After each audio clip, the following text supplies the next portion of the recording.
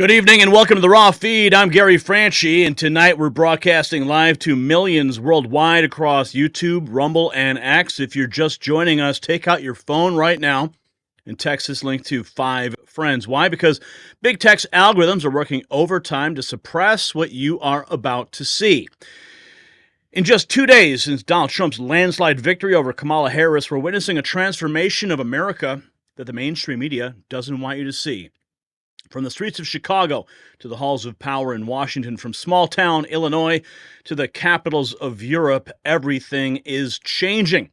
In tonight's Raw Feed, we'll take you inside 5 explosive stories that are reshaping our nation. First, the Democrat meltdown. It's not just political, it's existential. We've got exclusive footage of protests, internal party chaos, and yes, even some Democrats admitting the unthinkable. Then, the vote counting irregularities that have everyone talking. Our team has uncovered shocking developments in Arizona and Michigan that you won't see anywhere else. We'll explore Trump's vision for America's future, including the return of the World's Fair and a complete military leadership overhaul that has the Pentagon scrambling.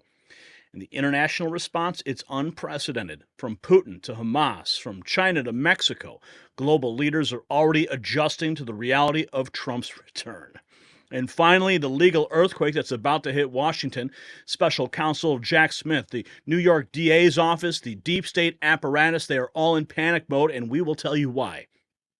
Between segments, we'll be featuring your super chats and Rumble rants on the screen. That's right, your voice, your reactions, broadcast to the world. And remember, super chat contributors get priority. We see you, we hear you, and we're going to make sure everyone else does too. But here's the truth. We can't keep bringing you this unfiltered coverage without your support. The forces are trying to silence us, well, more than ever. And that's why we need you to visit the donation links in the description. Every dollar helps keep this beacon of truth burning bright. And speaking of support, check out our brand new merch at shop.nextnewsnetwork.com. Show the world you stand with real news and not fake news. You'll find the link down in the description.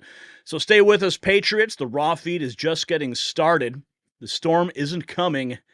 It's here. Now let's begin by welcoming you to the show. Who do we have in the house? Make sure you sound off with your city, your state, your location, your device, so everybody can see just how big the Next News Network family is. Yes, you are a member of the family here.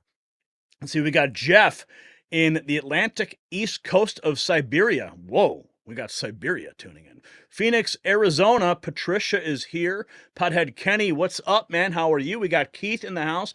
We've got M. Cousin. Wouldn't it be something if all Hollywood would move to Cuba? Courtney is here. Well done, Pennsylvania. We've been unburdened by what has been. Ain't that the truth? Youpers for Trump. Walter Martin is here. Andrea Capo loves President Trump. We got Lizette in the house. We've got Annette Thompson. Daniel Bayer laying in my dumpster, ready for the show, he says. Well, the trash is getting taken out, so be careful. We've got John here from Ohio. We got The Last Stitch in the house. We got Storm Dancer. So many heroes on YouTube. Yes, I'm proud to be counted among them. We got Dale Moore here. We got Big Block. Maria Colin is here. Davenport, Florida. We got John, and we've got Sure Use swinging the wrench of truth. Dave is here. Arnold Schmidt is here. He's got his 70 number checking in. Edward's here. Hans Starn is here. Amber Lopez, what's up? We got Cuckoo Kachu, Leah Rogers.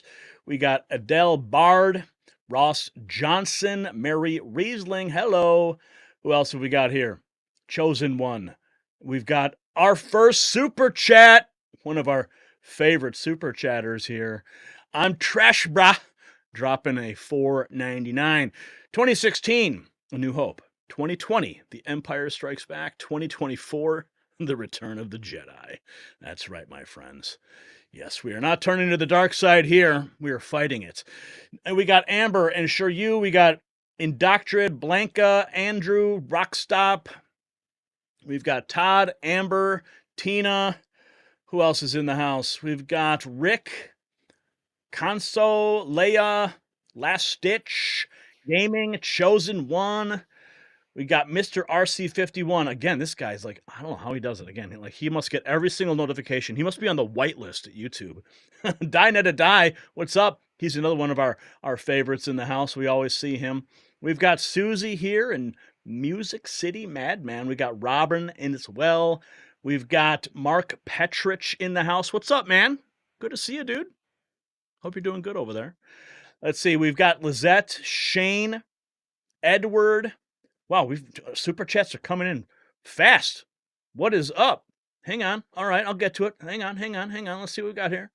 All right, we got super chat a couple here. Oh, okay. We got Kat Davis dropping a 5 spot with a super sticker. What's up? We've got Linda Lane dropping a 10 spot as well. We got another one here from I'm Trash Bra.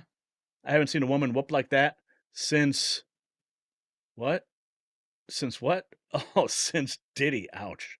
That's rough. Linda Lane dropping a 10 spot. Thank you for that. Keep the engine running here at the Next News Network.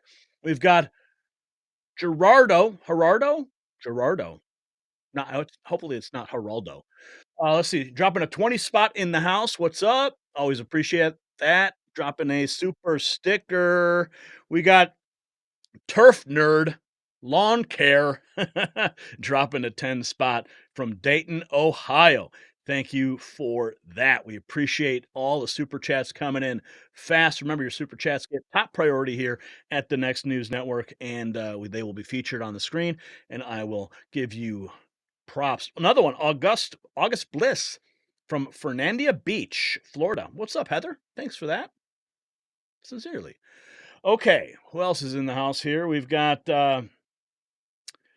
Pothead Kenny, Monique, Roger, Last Stitch, Terry Tackett, Victor Massey Jr., Jeremy Olson also swinging that wrench of truth. We got Lori Macaluso. We got Aaron Brady, Miss Master Aaron, Maria Scott, Paisan, Robin, Jeff, Big Don, Robert. Another super chat already. And it is the first super chat on the live stream. Well, looks like you just popped your cherry tonight, James. Character appearing like a super sticker, I guess, saying hiya. What's up, James? Who else is here? Mr. RC51, Ronaldo. We got Chris. We got Land That I Love. We got Time God. We got Carrie. Everyone's in the house. We got Last Stitch. So many great people are here. Ontario, Canada, checking in. We've got that's Dan Calhoun. What's up, Dan? I always love seeing all of our friends from all over the world. Fran and Ronald and M. Coslin, Bully Crusher. We've got Nicholas, Villain, Murray Reed, Galactic Sisters. Another super chat, Jeff and Houdini and Mark Burchett. What's up? Okay, so Jeff's just got a whole bunch of emojis. Mount Rainier division of the MAGA Central Party. We got Mark Burchett dropping the 5 spot. Utah veterans, bikers for President Trump. Wow, we're just cranking these super chats already today. How cool is that? My wife will be very happy to hear everyone. Honey, guess how many super chats came in today? Right? Oh, Gary. Oh, thank you. Oh, she's watching right now. She's going to come down here and slap me. All right. Canada in the chat. Levi City. Debbie Lou. We got Brian Knapp. Carrie Cavallo. T Fuel Ernie Notorious Misfit is here. Dave Wallenberg and Therese Johnson. Jennifer C. Everybody's in the house. Hans Stern. Hans. We got Carolyn Garcia, another super chat. Marshall Law, Domino's driver, waiting for no tax on my tips. Yeah, I think we're all waiting for that, right? No tax on super chats. How about that? We didn't hear that campaign promise. But we did hear some other great stuff coming out from that campaign. We have a lot to get to tonight. What, Brian?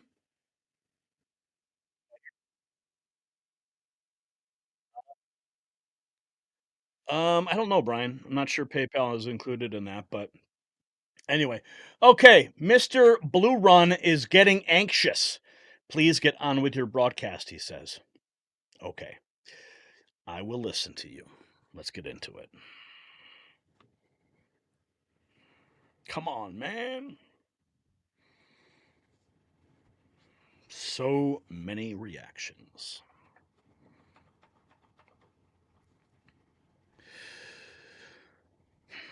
Well, we're just 48 hours into Trump's victory, and the Democrat establishment isn't just crumbling, it's self-destructing. In Illinois, a small cafe supporting Trump faces radical leftist attacks, while across the nation, Democrat governors are openly defying federal authority. Kamala Harris' concession speech? Plagiarized, allegedly, from Hillary Clinton. Obama reportedly fleeing the country. Governors Newsom and Pritzker calling emergency sessions, but here's what's really happening. The left's political machine isn't just losing power, it's losing control of the narrative they've carefully constructed for decades. And as the Democrat establishment crumbles, we're seeing a massive shift in how Americans view their financial future. Just like Democrat leaders who trusted in empty promises, millions of Americans have trusted in a financial system that's failing them. Our national debt has surpassed $35 trillion, and now smart patriots are protecting their wealth from the chaos. So if you have funds sitting in a low-interest bank account or 401k IRA retirement account, you need to call my friends at Global Gold Investments, America's leading conservative precious metals dealer, and receive absolutely free their new 2024 Protect Your Wealth and Retirement Guide. Call 888-700-4148. Mention Next News. Receive their 5-star customer treatment, along with a complimentary portfolio analysis. Operators are standing by. Call that number on the screen, 888-700-4148, or just visit IRAGoldproof.com. Remember, if you don't have gold, then you don't have wealth. We thank Global Gold for their sponsorship of this program. So let's jump into the meltdown. So many reactions, and we got to tell you about what's happening in Wheaton, Illinois. But first, Fox News reporter calling out Karine Jean-Pierre for asking when the hateful rhetoric against Trump will end. President's going to put the American people. And then she storms out of the room. As Gabe mentioned, this administration message to millions of Americans that they're going to wake up day after the election if Trump won and have their rights stripped away, that democracy would crumble, and the president said today we're going to be okay. So how do you square that? I can square that. I'm going to square that in a way that hopefully makes sense, because I've been answering this question multiple times. The American people made the decision. There was an election 2 nights ago. There was. And it was a free and fair election. And we respect the election process. We do. And Americans spoke. And so the job of the president is to make sure we respect that. The job of the president is to make sure that we have a peaceful transfer of power. That is what the American people deserve. And that's what we're going to, it's not complicated. It's truly as simple as that. As simple as that. The president called, the president-elect invited him to the White House. You know why? Because that's customary. That is customary. That is what you do. If you respect what the American people decided, that's what you do. And that's what the president's going to make sure that the Trump transition has what it needs, which is being led obviously by our chief of staff here. Why? Because the president wants to lead by example. It's not complicated. It really isn't. That's important. By example is the message to people who are fearful based on what the messaging was about the state. Well, now you're just twisting everything around, and that's really unfair. No, it is. No, Jackie, it's unfair, because I've been standing here trying to be very respectful to what happened the last 2 nights ago. Being respectful. I've been standing here saying that we respect the decision that the American people made. I've been standing here and saying that the president's going to put the American people first. I've been standing here talking about how the president's going to make sure that they get what they deserve, which is a peaceful transfer of power. I do not appreciate having my words twisted. That is, I have been very clear, very clear about what the president wants to do, and the vice president. We want to make sure that we deliver for the American people. They deserve a peaceful transfer of power, and that's what you're going to see. Thanks, everybody. Don't let the door hit you on the way out, Karine. Yeah, the hateful rhetoric being spewed from the left for the last 4 years. I mean, further than that, really. I mean, Trump is Hitler. Trump is a fascist. He's going to take everyone's rights. He's going to, weaponize the government against his political enemies. All these things that they've been saying. And don't twist my words. Don't twist my words, she says. Oh, no, we're going to hold you accountable for every word you and all of your Democrat cronies have said. Every single lie, every single piece of disinformation that YouTube has decided to elevate as authoritative content, yes, we are going to hold every single one of them accountable. Oh, but there's more. Oh, this is great. Oh, yeah. Remember Michael Cohen, Trump's so-called fixer? Oh, he's getting trolled hard right now. Oh, yeah. This just an hour ago. Michael Cohen is getting trolled hard for remaining in the U.S. after saying he'd leave if Trump won. Oh, yeah. He decided to go live, and, well, everyone had a big problem with that, and they decided to make him pay for it. Watch this. And then the following, no problem. Okay, so I guess I'm not sure what I think he's on TikTok here, or he's on some kind of stream where if you pay or you drop some kind of money or emoji or something, it puts a filter on their face, and they kept doing it to him, and he couldn't take it anymore. Watch this. Wow, genius you are. Can we stop with that? I appreciate it. I don't like the stupid turkeys. All right, let's just knock that stupid shit off, please. All right. I did. I said I was leaving, and then the following day, get that through your dumb heads. The following day, I turned around and I said that there's no chance in the world that I'm leaving my country. Thank you very much. All right? I'm not leaving anywhere. You leave. This is my country. And I have every right, every single right within which to turn out with me. Stop so we can... All right, 2 seconds. I'm going to end up blocking this idiot.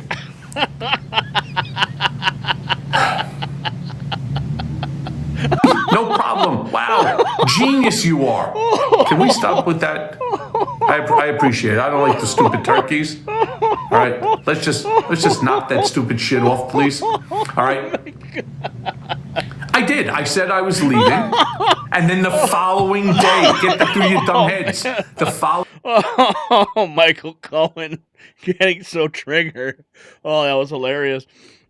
Oh, well, let's see what Russell Brand had to say about the concession speech. We've got a short clip here. We'll just play a portion of it. Brian, go horizontal, please. From a fundamental principle of American democracy is that when we lose an election, we accept the results. That principle, as much as any other, distinguishes democracy from monarchy or tyranny. What we've been living within are totalitarian bureaucracies that legitimize their authoritarianism through measures of care. Because we care for you so much, we're going to have to sack these 34,000 key workers. Because we care for you so much, you have to take these medications. Because we care for you so much, we're not going to ensure that they're clinically trialed correctly for transmission. There are so many things to consider and unpack there. And what's been rejected, along with celebrities, I would offer you, is that era of managerialism and bureaucratization of those processes.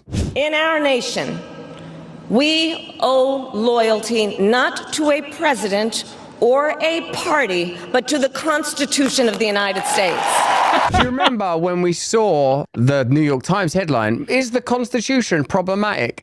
Are you aware how much the Bill of Rights is being discussed and the legitimacy of the Bill of Rights? It's pretty extraordinary how this speech obfuscates the last 4 years of government. And loyalty to our conscience and to our God. My allegiance to all three is why I am here to say, while I concede this election, I do not concede the fight that fueled this campaign. Okay, that's enough of that. But there is even more. Yes, the Massachusetts governor says her state won't assist with the deportations if the Trump administration asks. Libs of TikTok reports she says she will protect the illegals in her state. protect illegals, protect criminals. So that makes you an accomplice to crime. Okay. Some realities also need to. If the Trump administration requests it, would the Massachusetts State Police assist in mass deportations? No, absolutely not. But, you know, let me say this. Wait a second. Brian, I think what we need here, see if you can find that sound effect of him saying, stop the hammering. You know, every time I see this guy, that's what I hear. I'm sorry. Didn't mean to interrupt. Let's go. I do think it's important that we all recognize that there's going to be a lot of pressure on states and state officials. And I can assure you, we're going to work really hard to deliver. Some realities also need to be, noted. And that is, in 2016, we had a very different situation in the courts. And while I'm sure there may be litigation ahead, there's a lot of other ways that people are going to act and need to act for the sake of their states and their residents. There's regulatory authority and executive powers and the like. There's legislation also within our states. So I think that the key here is that, every tool in the toolbox has got to be used to protect our citizens, to protect our residents, and protect our states, and certainly to hold the line on democracy and the rule of law as a basic principle, right? No, the only tool here is you. Okay, what else have we got here? University of Oregon staff member expressed hope in a social media post that people who voted for President-elect Donald Trump would jump off a bridge.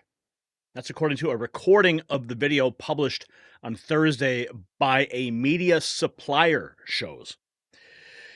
This is from KATU. Dare I even click this? Okay, fine. I'll click it and see where we go. Okay, here we go. Is there audio? Oh my goodness. Earlier in the video, he said Trump voters can go F themselves. Oh boy, getting trolled too. Do better. I don't even want to find this video. I mean, we got more nasty stuff coming. I mean, wait till you see what I got lined up for you in this one. Rod Blagojevich pointing out the blame game begins. Biden is blaming Obama and Pelosi for forcing him out. Harris is blaming Biden for sabotaging her campaign. Democrat pundits are calling blacks and Latinos misogynists for voting for Trump. And the Dems didn't lose because they stabbed each other in... The Dems didn't lose because they stabbed each other in the back. They lost because they stabbed the American people in the back with their policies of open borders, inflation, the abuse of the rule of law, and their endless lies. Well said, Rod. Well said, indeed. And then we have this. Gavin Newsom is claiming he will refuse to deport illegal migrants when Trump takes office. Brian, go vertical with this, please. Also claimed Trump has an issue. The California governor, Gavin Newsom, is now claiming he will refuse to deport illegal migrants when Trump takes office. And we ultimately renounce the kind of bigotry, the kind of xenophobia that is front and center in discussions and debates like this. I thought the Attorney General was right about the Trump administration having issues with immigrants, but I think he could have been even more pointed, and forgive me, Mr. Attorney General, by saying he has a particular problem with brown people, not even immigrants. The California governor, Gavin Newsom, is now claiming that he will refuse to deport illegal migrants when Trump takes office as president. He also claimed that he thinks Trump has an issue with and dislikes brown people. Wow. These statements from the California governor has garnered controversy from commenters online. Commenters claimed that he should be focused on the people living in tents on the street in California, and that this is ridiculous. But what do you think about Governor Newsom's claims? Do you agree with him? Comment your opinion down below. Yeah, that smirk he made. Not even immigrants. The California governor... That smirk right there says it all. He is totally lying to the people right there. But there's even more. We've got the clucks on The View. Yeah, the hen house over there. They are having meltdowns as well. Rogue corporate think critically. Well, it would help if we could regulate social media, because one of the biggest offenders is D.C. and Congress have not been able to do one thing in regard to the rogue corporations of social media. It's not going to get any better with Elon Musk now in the administration. I want to think critically. Well, it would help if we could regulate social media, because one of the biggest offenders is D.C. and Congress have not been able to do one thing. Regulate social media. That means you.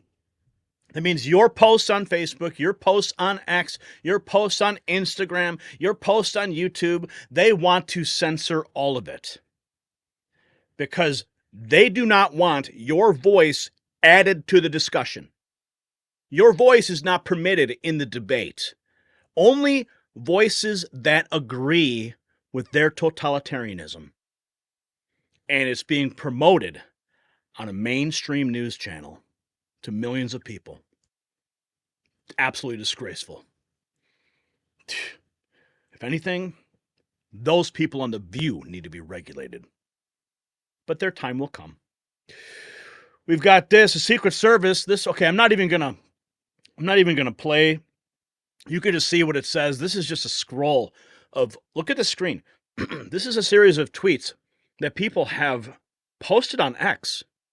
Read those. I'm not even going to say them out loud because they're despicable. Joey Manorino, he says the Secret Service needs to arrest all of these people immediately. You see what they're saying here? This is the mentality of the left. Your voice cannot be heard. It must be silenced officially and always. Even President Trump, President-elect Trump. Look what they're saying here. Disgraceful. We've also got this, CNN's Elspeth Thrieve. Trump voters see our network as part of the left. Of course, we don't see it that way. It's because they're blind. They're in an echo chamber. They don't even realize they're part of the left.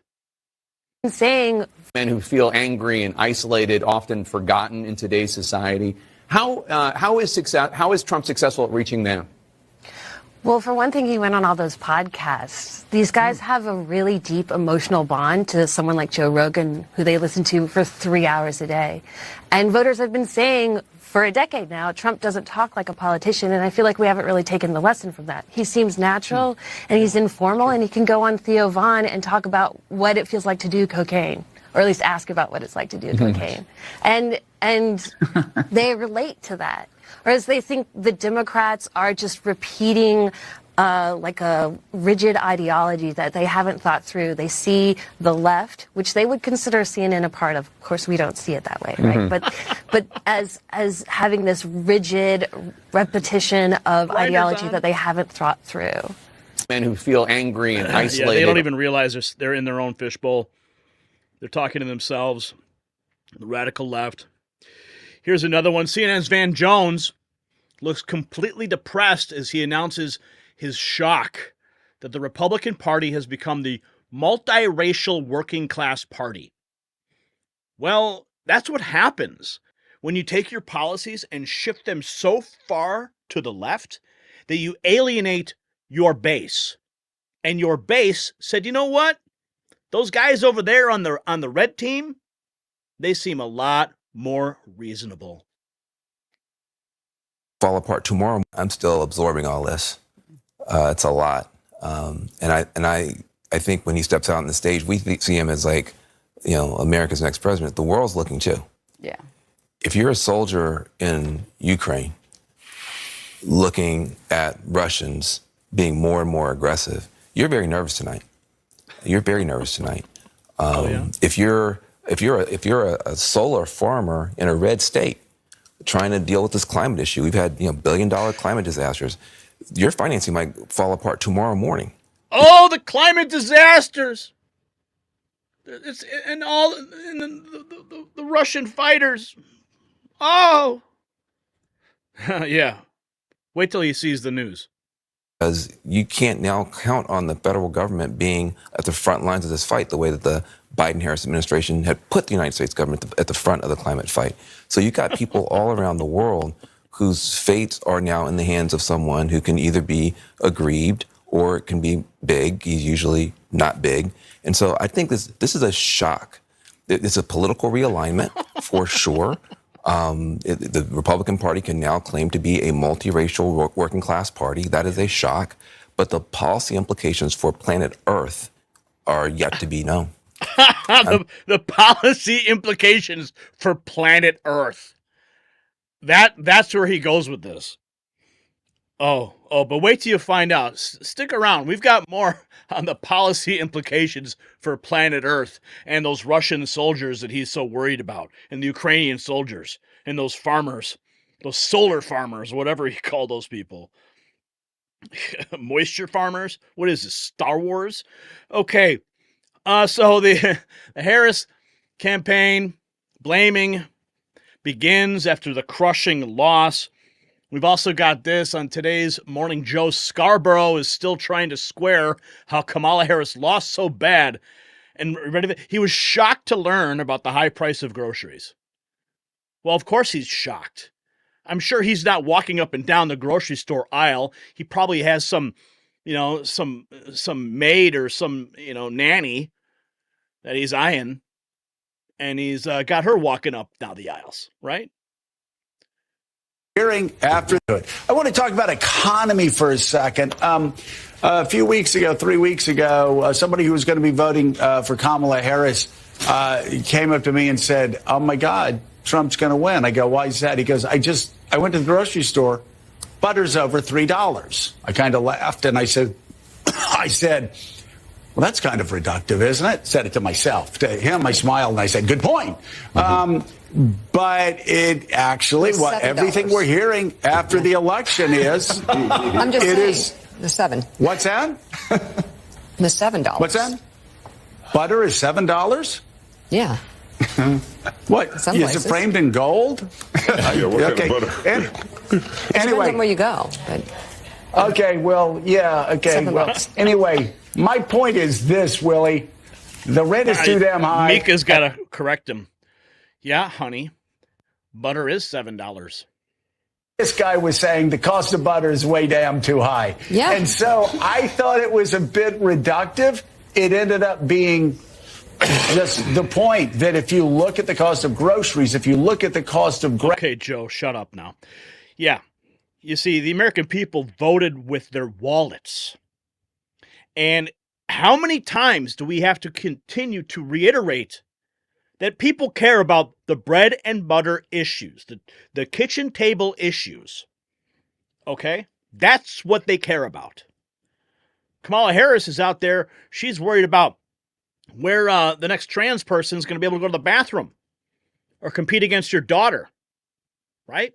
That's what she's more concerned about. But of course, the average American doesn't have the same concerns. And they ignored you. They ignored you. Yeah, we've got more. Okay, Brian, go vertical with this. This is actually really interesting. Okay, we're going to do a side-by-side comparison of Kamala Harris's concession speech with Hillary Clinton's concession speech. And what's interesting about this is that, I mean, you remember on election night, 2016, Hillary Clinton didn't even come out. They had a huge party plan. She didn't even show up to give her supporters the respect they deserve for going out and pounding the pavement and supporting her. She didn't even go out. Kamala Harris did the same thing. And she apparently plagiarized Hillary's speech. Listen to this. And building the outcome of this election is not what we wanted, not what we fought for, not what we voted for. This is not the outcome we wanted or we worked so hard for. Earlier today, I spoke with President-elect Trump and congratulated him on his victory. I also told him that we will help him and his team with their transition. Last night, I congratulated Donald Trump and offered to work with him on behalf of our country. Over the 107 days of this campaign, we have been intentional about building community and building coalitions, bringing people together from every walk of life and background. We've spent a year and a half bringing together millions of people from every corner of our country to say with one voice that we believe that the American dream is big enough for everyone. To the young people who are watching, it is okay to feel sad and disappointed. But please know it's going to be okay. To the young people in particular. I hope you will hear this. On the campaign, I would often say, when we fight, we win. But here's the thing. Sometimes the fight takes a while. That doesn't mean we won't win. This loss hurts, but please never stop believing that fighting for what's right is worth it. It's almost structurally and almost verbatim copy and paste from Hillary Clinton. That's just how fake the Kamala Harris campaign was this entire time, all the way to the bitter end. A copy and paste propaganda campaign. And then we have MSNBC's Stephanie Ruhle. She sends a chilling message warning that Americans have effed around and are about to find out. Yeah. This is on MSNBC. Americans have effed around and they're going to find out. Good. So we have now let misinformation become the accepted information. It is. Oh, really? Wait a minute, honey. Wait a minute. Oh, really? Misinformation? This is on MSNBC. Misinformation. MSNBC is the king of misinformation. MSNBC gets elevated on YouTube as authoritative content when they glorify lies and spread absolute, violent rhetoric. Remember, we played the clip a bunch of times here. I don't have it lined up. But remember that guy from the Lincoln Project saying the Republicans were going to burn down election centers? Yeah, that didn't happen, did it? But that's the kind of violent rhetoric that they permit on MSNBC. And she's going to sit here and lecture us about misinformation? Hell no. Over us. Elon Musk, he buys Twitter, and then he uses it almost exclusively to be a propaganda machine, and we've accepted it. We've accepted a narrative that despite an actually great economic recovery, the vibes don't feel good. So we No. We're pushing back on your narrative, honey. Reject it and get something else. And the person we are now betting on to change all of it is Donald Trump, a man who did two almost impossible things. He won the American presidency twice, and he drove a casino into the ground. What will the future hold now that America has just decided that we're going to F around and find out? Have now let you're going to find out. You're going to find out when you see gas prices come down, when the grocery store prices come down, when the economy starts booming, when people feel comfortable to spend money again and businesses start hiring again. Oh, it is going to be an economic moment this nation has never seen before. Better than what happened in 2016. And yes, Missy, you're going to be the one to benefit from it too. Because Donald Trump is working for everybody, even the disinfo agents on MSNBC. Okay, let's continue. Got some more to digest here. Oh, goodness. You know what? Okay, I don't know how much we're going to be able to take from this one. Rosie O'Donnell finally breaks her silence after Trump's landslide victory suggests, again, getting rid of the Electoral College vote. But you know what? Trump won the popular vote, so it wouldn't matter, Rosie. I don't know. Okay, I'm just take this with a grain of salt. I can't stand her. So. How about yourself, call your friends, check on them. Oh. And get ready, because we're in for one hell of a ride with him at the helm. Yeah, get ready. And no immunity guardrails. Oh. Okay. God bless America, people. That's all I can say. We're going to need it. And how about we get rid of the Electoral College? Does that... Anybody like that? Anyone? I'm not so sure anymore. Okay, so, She knows it's she popular knows vote. she knows it's a popular buzz phrase that people on the left have been screaming ever since Trump won it back in 2016. She knows it'll never happen, but she likes to throw it out there so that her people watching her stream will kind of feel like, oh yeah, maybe there's hope. But no, Trump won the popular vote. I think she's about to go into that now. That's what we need to do. Who gets the most votes wins. One vote, one person. He did win it. No racist math in the equation. Okay?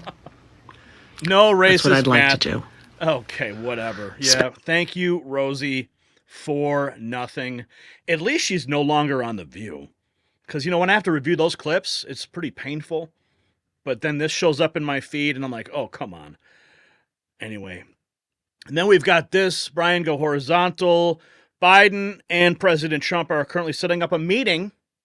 That should be interesting. Seal the deal. Good morning, Bill. The revered Democratic campaign consultant, David Plouffe, who was brought in to Wilmington to try to help Harris seal the deal when she took over for Joe Biden, has deleted his account on X after appearing to blame Joe Biden for Harris's loss on Tuesday and for setting the vice president up to fail. Part of what he wrote is, we dug out of a deep hole, but not enough. A devastating loss. Thanks for being in the arena, all of you. The sentiment with that and everything else around here from Harris loyalists has shifted from Joe Biden's legacy as a selfless patriot is cemented because he stepped aside to let Harris beat Trump, to Joe Biden was so unpopular his VP was doomed from the get-go. That is according to a report in Politico with this. We ran the best campaign. Wow, what a shift in narrative. Oh, dude, it's like a circular firing squad over there at the Democrat Party. Good, considering Joe Biden was president, grumbled one Harris aide granted anonymity to speak freely. Joe Biden is the singular reason Kamala Harris and Democrats lost tonight. Okay, but see, that's what these people always do. They always want to point fingers and never want to look in the mirror. Remember Hillary Clinton lost? All she did for years, and she still did it. She'd go on every show and she'd blame everything under the sun. She even blamed us when she was in Australia. I'll never forget the phone call I got from Brian. One of our viewers messaged Brian and said, Brian, you got to see this clip. Hillary Clinton's talking about all the videos you made back in 2016. Brian showed me the clip, and I'm like, yeah. Like every single headline she brought up was lined up with every single report that we had done when we smashed her campaign in 2016. Polls don't reflect that Joe Biden was the singular reason that Harris lost. And some Democrats who did win this week are imploring their colleagues to drop the bitterness quickly or else. One thing I don't think is constructive is to get into the blame game, blaming certain individuals for things that could have been done or should have been done or would have been done. None of that will help us rebuild for 2026 and 2028. Kamala Harris can't just go off the grid because she is still the vice president for another 3 months. Her office today, though, is telling us she's going to have internal meetings and briefings with staff that are all closed press. So we do not expect to see her in the Rose Garden with President Biden in 2 hours. Okay, so think about this, right? What he said here was interesting. Is that, imagine if this was just some other candidate, right? Somebody who wasn't holding a position as like the vice president.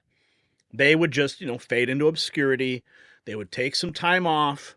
They'd probably sit it all the way out till December, and then they'd finally make some statements or go write a book and try to make some money or go on the speaking circuit. But Kamala Harris still has a so-called job to do. She can't just fade into the distance. She has to actually perform some kind of function in the last months of this lame duck presidency. Now, she didn't do anything to begin with for the entire time she was vice president. With all of her czar positions, she didn't do anything. So she's not going to do anything moving forward. But the fact is she still has to, at some point, face the media or face the press. She can't just hide. He will explain what comes next with the transfer of power, and also hopefully a little bit more about this invitation that he extended to Donald Trump to come here to the White House at some point, just to scope out how things might have changed in the 4 years since he moved out. Peter, the readout you gave all. What color are the drapes now? Oh, that's going to be beautiful to see Donald Trump walk right back into that White House. I mean, I remember when Donald Trump and Melania arrived, and it was Obama and Michael there, and Melania brought Michael a nice gift, and she really just kind of didn't really accept it. Obama just being, statesman-like, shaking Trump's hand, but that was at the actual transition point for power. But this is different. This is Donald Trump going ahead of the transition. So it's going to be really interesting. They'll probably have a photo op in the Oval Office. They'll have some discussions, exchange some niceties, but wow. Anyway, let's continue. We got here. Oh, did you guys hear? Speaking of Obama, I got this. A friend of mine sent this to me today. My friend Michael, that this is from a New Jersey assemblyman. Jamal Hawley claims the Obamas have fled America on their private jets. Sources tell me Barack and Michelle Obama have just boarded a private jet and are leaving the country. Now, I like to sometimes think about these things as, I try to be, try to find some reason that's not in conspiracy world. But maybe they're just taking a break. Maybe they don't want to see the press. They're just going to go and, have a vacation. Going to go hang out with Jeff Bezos or, the guy from Virgin Atlantic or whatever, and just take a break because they can't face the press either. Barack Obama was on the campaign trail for Kamala Harris repeatedly, and he was shaming Black Americans. He failed. Bringing him out on that campaign trail didn't move the needle at all. In fact, it hurt more than help. So it wouldn't surprise me if they fled the country, right?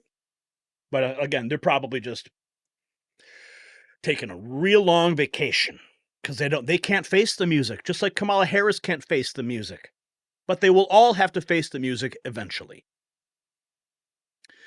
Here's the cover of the New York Times. Trump storms back.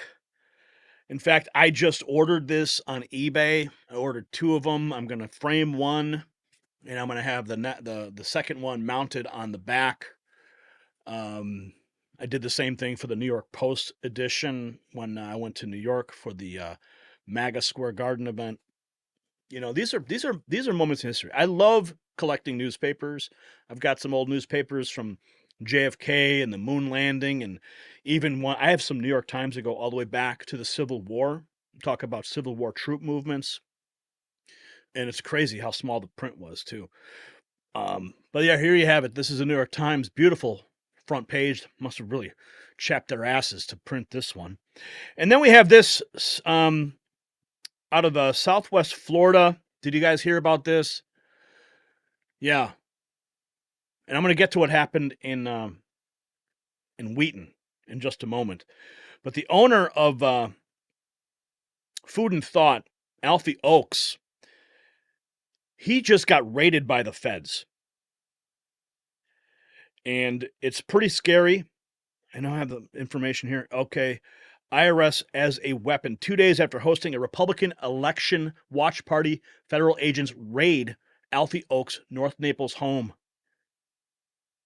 Breaking news, you're looking at law enforcement surrounding the home of local businessman and conservative activist Alfie Oakes. I want to show you this brand new video at 4. That's Alfie Oakes walking into his home while law enforcement are at the home. You can see him walk right past our cameras and reporter. So the raid is coming just 2 days after he held a massive election watch party at his seed-to-table grocery store. We have NBC2's Alexa Velez for us live from North Naples right now, where IRS agents went into the gated community. Alexa.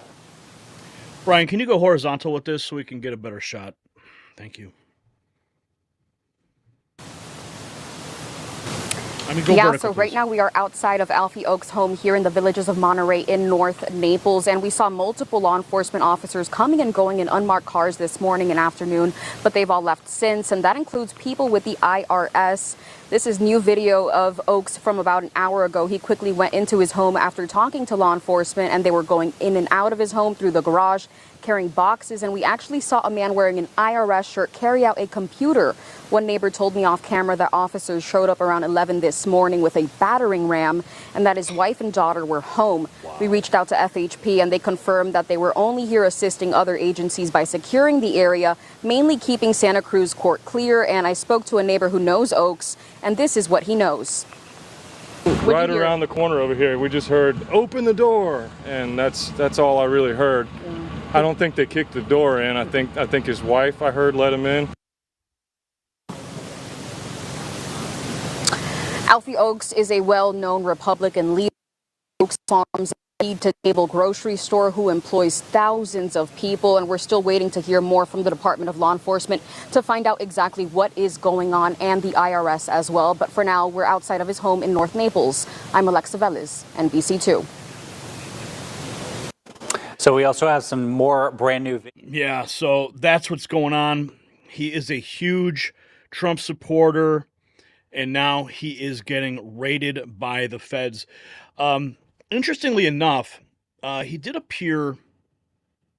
I'm wondering if this might be part of the reason. In the past with these takeover, and I pray it never comes to it, but I'll be the guy going down in a blaze of glory. We got plenty of guns, plenty of ammo. We're going to defend our farm. We got 3,000 employees. We have enough guns to put in the hand of every employee if we need to be. And I pray that it never comes to that. But we know what has happened in the past with these takeovers. Usually they go and try to kill the farmers. In Russia they did, and other places where look what they're doing to Amish all over the country. Oh yeah. So the same Amish men there that everyone knows about that got taken down back like 12 or 14 years ago. I was buying a lot of my milk from him, and we actually, our trucks were getting seized because you're not allowed to bring raw milk across state lines. You take one of these good oils like a coconut oil or. Now I have some more on that too. Let me try to. For some reason, these posts didn't all get cataloged where they were supposed to. So let me just get this information here. We got all these different bookmarks to kind of flow through. I apologize for this. Let's get to that point. Because if you've ever been to his store, it's in Naples, Florida, seed to table. It's got all things Trump. I mean, you can see some of these pictures. He's got, Trump and Vance cutouts there. He's, Trump and Vance signs in the store, Trump cakes available. So this guy is, they say he's a community leader. And now he's raided by a surprise IRS assault terrorizing his wife and daughter. I'm hearing reports of other patriots who are getting assaulted by the IRS. If you're paying attention, then you know what I'm talking about. But that's what's happening. Here's another clip from that. Of Alfie Oaks, the owner of Oaks Farms and Seed to Table. Welcome to Wink News at 5. I'm Lois Tomey. I'm Chris Safadi. We have team coverage tonight at both locations. Our crews are at his home in North Naples and at Oaks Farms in Immokalee. We start with Wink News reporter Olivia Jean live at Oaks Farm. Olivia, what's the latest there? Well, here's what I have confirmed. The IRS, the Secret Service, and the Defense Criminal Investigative Service, which is part of the Department of Defense, were all on scene. Most of them have left, but they were here for at least 5 hours. And I want you to take a look at this exclusive new dash cam video you're seeing first at 5. You'll see a total of 18 unmarked government agency vehicles rolling into the Oaks Farm warehouse one by one. Witnesses tell me they all came in a matter of seconds. I want to play you some video from the scene earlier today. I've also seen at least 20 officers from different agencies here going in and out of the building, some wearing gloves, others carrying papers. We don't know exactly what they are looking for, but I can tell you it was a massive scene. We know that the Collier County Sheriff's Office. It's very possible that there's a level of amplification that is taking place right now with respect to the weaponization. We've got Biden. He's getting ready to leave, but he's not going out without a fight, and he's going to try and take out some of the top Trumpers with him. That's what people are saying right now. And this is another big story that everybody needs to know about right now. A friend of mine, Tom, messaged me, told me that this family-owned cafe, Movable Feast, and this is a local company. They're in Wheaton, Illinois. In fact, my family, we've actually used them. We've had their products, their food catered to our home. They do a wonderful job. Well, they're under attack by radical leftists for daring to express their beliefs. Here's some banners that they had put up in their front of their building. Jesus is my savior. Trump is my president. Make America healthy again. Well, that was just too much for some leftists.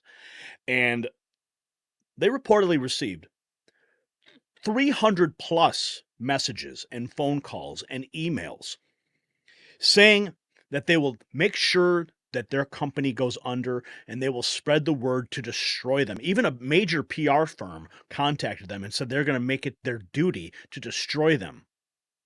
And here's the irony of the situation. Like if you go to our X account, you'll see everything. Look at some of these messages. F you, you lost my business. Thank you for posting this. I appreciate when racists announce themselves. I won't be spending my money at your establishment. I bet you ate paint chips as a child. I think you need Bible school, says another one. Okay, so I put this message out. I contacted Grant Cardone. I contacted Roger Stone. I contacted J.R. Majewski. I contacted Tom McCullough, Illinois Review. I contacted everybody that I knew. And I said, listen, we got to help this small business. We got to make sure that people get out and help. And they retweeted this message, they reposted it, and it went viral on X. I'm happy to say, finally, we got some traction on X. 19,000 views, 156 reposts. And some of the comments underneath are beautiful, especially this one here. Just called the restaurant and spoke with Sam. He's the owner of the company. I gave them $1,000 for any patriots that would like to come in for dinner on me. Their number, you can see right there, is 630-868-3777. You can call them. You can donate to them by credit card. If you live nearby and you need a nice meal, they are waiting for you. They're in Wheaton, Illinois. So make sure. And the address, I'll give you the address here. The address is 112 North Hale Street in Wheaton, Illinois. So write that down. If you're in the Wheaton area, make sure you stop by. Make sure you tell them why. Make sure you tell them, Next News Network, Gary Franchi sent you there. And we're just trying to help. But look at this. Back in 2005, Oprah put Movable Feast brownies on her favorite things list, making them famous. But now Oprah backed Kamala's failed 2024 election bid, while the same cafe is being targeted by leftist radicals for supporting Trump. Yeah. Isn't that crazy? So Oprah comes out, supports this small family business. Oprah supports Kamala, and now the radical left is trying to destroy them. This is Matt and Ashley Marquez. They get a chilling phone call from a PR powerhouse vowing to destroy them. This is the kind of corporate bullying that's ripping apart small businesses in America. The gloves are off and the fight is on. So make sure you go out and you support this company any way that you can. Okay? Because the only way we're going to push back is when we unite, and we unite under a common cause, and we support the small businesses that they're trying to cancel. Because what did they do? They just put a banner up that said, "Make America Healthy Again." I sent it to Ty Bollinger. I sent it to RFK. I said, listen, help these guys. And wouldn't it be great if RFK Jr. showed up and sat down and had a meal at that place? really put that place on the map. That's what we need. So I need all my people on X right now. Every one of you guys, go to my X account, find that post, and retweet it. I've already tagged RFK Jr., so he'll get notified. But I sent the messages through some other channels to him as well. But let's support these people. They need it. Okay? Okay. So what else have we got here? I think we basically covered the list, but we've got more news ahead, so I don't want you to go anywhere. Oh, we do have this, actually, yes. Here's Stephen Smith saying the Democrat Party was annihilated. They have the Senate. There was no blue wall, ladies and gentlemen. Wisconsin, Michigan, Pennsylvania, North Carolina, etc. No. They talked all evening that if North Carolina and Georgia went to Donald Trump, the only way Kamala Harris would have a chance to win the election is if she won Pennsylvania. And she lost that too. I expected a tough, tight race. What we witnessed was an annihilation. It certainly was. So, the meltdowns we're witnessing isn't just political. It's the death throes of an entire power structure, from Wheaton, Illinois, where patriots are rallying behind a targeted cafe, to Washington, where Democrat leaders are pointing fingers at each other. We're seeing the collapse of their carefully constructed house of cards. The question isn't whether Democrat establishment will survive, it's what will rise from its ashes. And now here's what I want to know from you. What's the most shocking Democrat reaction that you have seen to Trump's victory? Share your stories in the comments below. All right, we got some super chats. You saw me highlighting them during the segment. Winning Reality dropping $47. Thank you for that. Wow. If you want to check out something cool, go to his YouTube channel and go listen. I did a podcast with him. Spent a long time there. And if you want to learn more about me, my background, some of the things I've done before I got to this chair, go listen to that podcast and listen to some of the philosophies that were presented as well. But he says, we did it. The dark clouds are lifting. Together time to celebrate, then on to the next phase. Together we're going to stop Agenda 2030 in its tracks, erase all its inroads, and end cultural Marxism once and for all. Let's go. And then we got The Guardian 1 dropping a 20-spot team Trump. And then we've also got Aaron Worley dropping a 5-spot. We thank you for those super chats. Remember, super chats get top priority and they get featured on the show. And so many people watching and enjoying this production that we're putting together for you 2 days after the complete shellacking of Kamala Harris. We got some more news to get to, and I think we should dive a little deeper, shall we?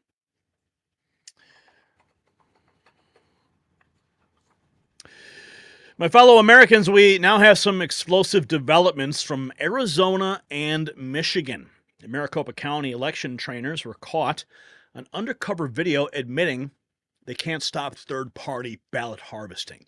County recorder Stephen Richter suddenly deleted his X account. In Detroit, 2 ballot totes were captured on camera being wheeled away from a precinct chairman's SUV before a mysterious accident. Meanwhile, Kerry Lake is surging in Arizona with a stunning 80% share of new ballot drops.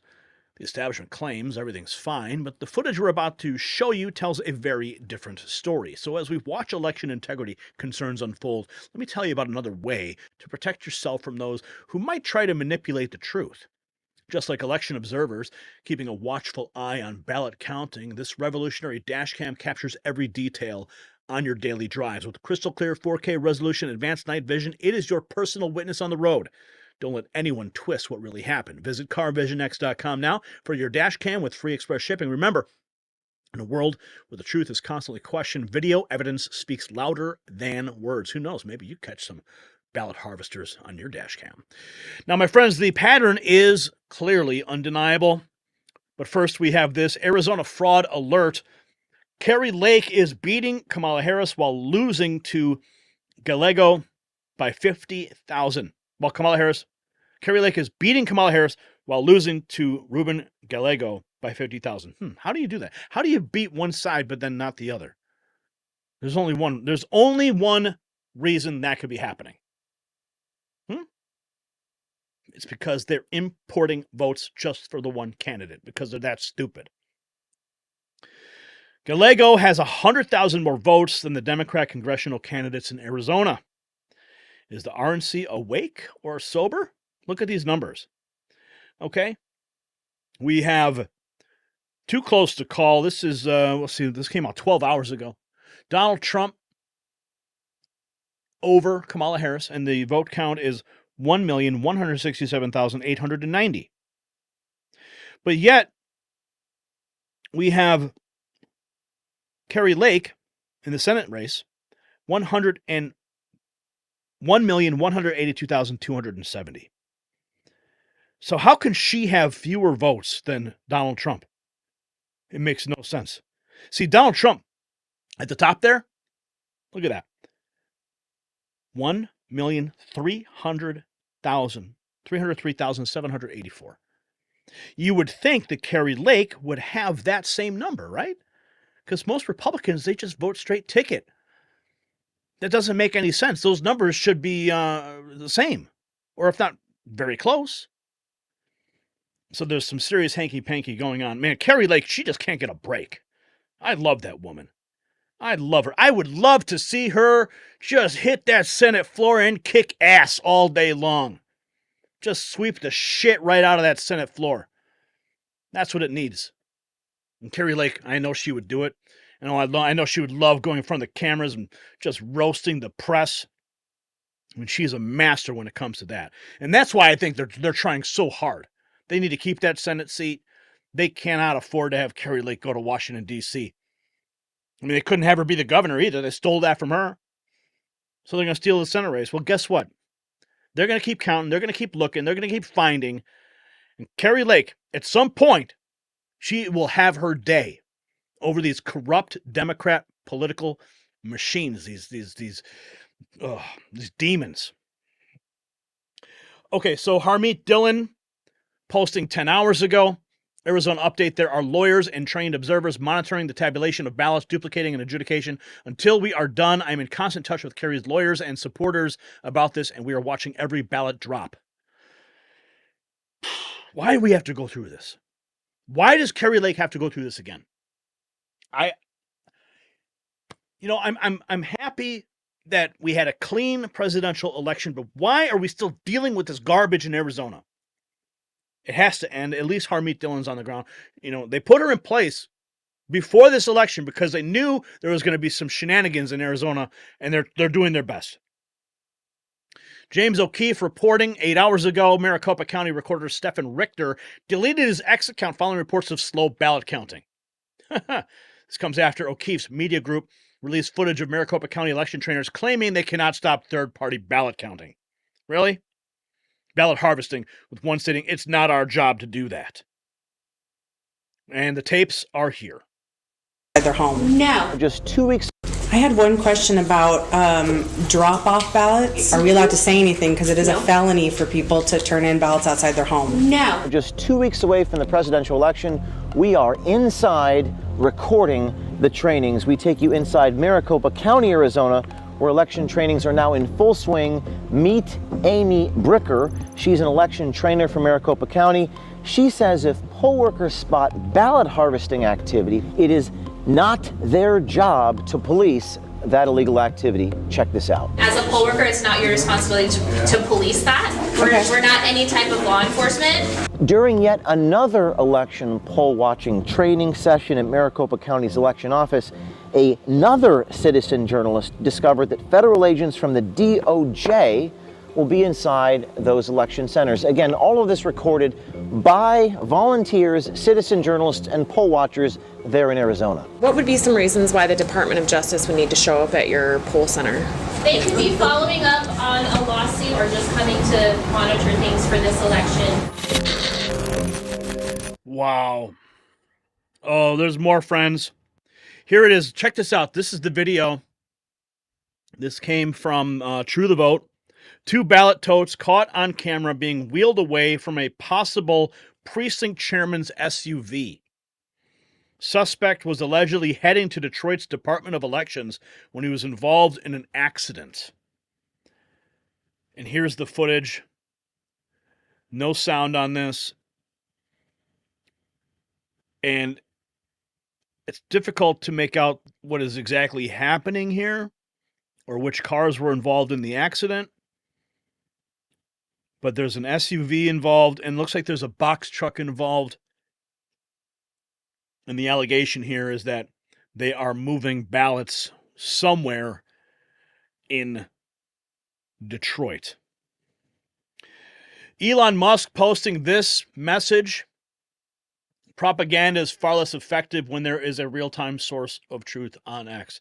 If you've been following this channel as long as we've been around, you can see this new format that we're doing. We're just pulling exclusively from X, and we're collecting all the information, we're sorting it, digesting it, processing it, and presenting it to you. And that's what this channel's for, to push back on the narratives, to give you real-time information that you won't find anywhere else. So make sure you're following us on X.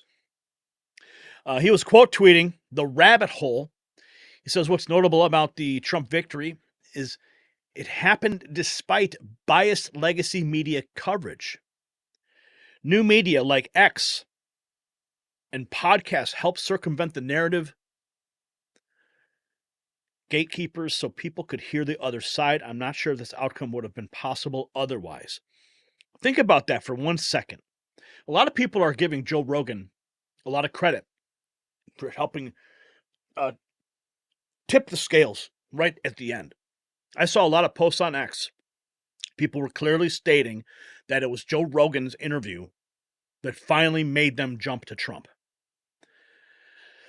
Now, X, imagine if Elon Musk had not purchased X and we still had the same censorship apparatus in place. Remember when the Twitter files dropped and they disclosed how the FBI just had a back channel to the top brass at X, and they were flagging content all day long, which is directly contradictory to the oath of office to uphold the Constitution, because free speech is our First Amendment right. But then you have FBI agents who are willing to send messages demanding that accounts, well, they weren't really demanding. See, they're just using very choice words. We think this one might be in violation of your terms of service. See, they get X to change the terms of service so that they can go ahead and flag any content. And then the FBI comes in and says, oh, we think this is in violation of your terms of service. So they're not technically they're not violating the Constitution. They're just enforcing Twitter's terms of service for them, which is ludicrous. So imagine if that actually was still going on and you didn't have the free flow of information that we had during this election cycle. I mean, I've never felt more free to go on X and post than in my entire existence on X. Because even during the pandemic, all the things we had to deal with, the censorship was atrocious. But now I don't have that same fear to go and post and be like, oh, what's going to happen? So it's very clear that the open avenue of free speech for everyone, not just conservatives or Trump supporters or, leftist, progressive, communists, everyone gets a chance to speak. And that's what's beautiful. And that's why we saw in the last clip, we saw the MSNBC, and we saw them on The View melting down about, oh, how dare they speak freely? But of course, CNN thinks you're stupid. Did you see this clip? CNN calls out Trump voters for lack of education. Yeah, they think you're too dumb. Just down here, it's a battleground state. The battleground states tend to hug the national average. About 43% of Americans have a college degree. About 57% have no college degree. They hug the national average. But now you see some of the diversity within the state. Watch the graph as I go. I was just down here in those counties that Trump was winning. You see what happens? The percentage of college degrees go way down, right, in the area of the Trump base. So let's bring this back up. That's statewide again, right? Watch the number. This is no college degree. That's college degree. Then you come into the more affluent suburbs. Let's pick Montgomery County. You see the percentage of the college degrees jump out. Non-college degrees goes back. What happens? Biden won it big. Harris won it big. So it's a battleground. Okay, so let's get something straight here. These people that are going to get these college degrees, they go and they get indoctrinated with leftist ideology. It happens. They go to college. They're conservative. They come out completely brainwashed leftists, never daring to question anything that comes out of government. Completely lost in the actual true message of freedom in our constitutional foundation. Ready to surrender their rights at the drop of a hat. Ready to mask up, backs up, and lock up at a minute's notice. So they think the people don't have a college education. They're just too stupid. No, they're actually smarter, in my opinion, because they haven't been brainwashed. CNN thinks that's a bad thing. And of course, we have this. You hear about this? 20 million votes. This big question. Yeah, we got a clip from Joe Rogan here. Well, let's just play Joe Rogan first. Number of people that what do you think about that thing I sent you today that compares the number of people that voted in 2020 versus the number of people that voted in 2024 and in 2016? Sure does look strange. And in 2012. Have you seen it, Jamie? Yeah, I did. It's so crazy. You look at it and you go, is this real? Oh, here it is. Because it doesn't seem to make any sense, because this is like one of the most consequential elections ever. I think everybody's pretty aware of that, and everybody is very dug in on their side. The left, he's Hitler. The right, he's saving us. And so more people voted, at least the indication would be, as much people voted in 2020, if not more. Probably more people voted. But let's look at the numbers.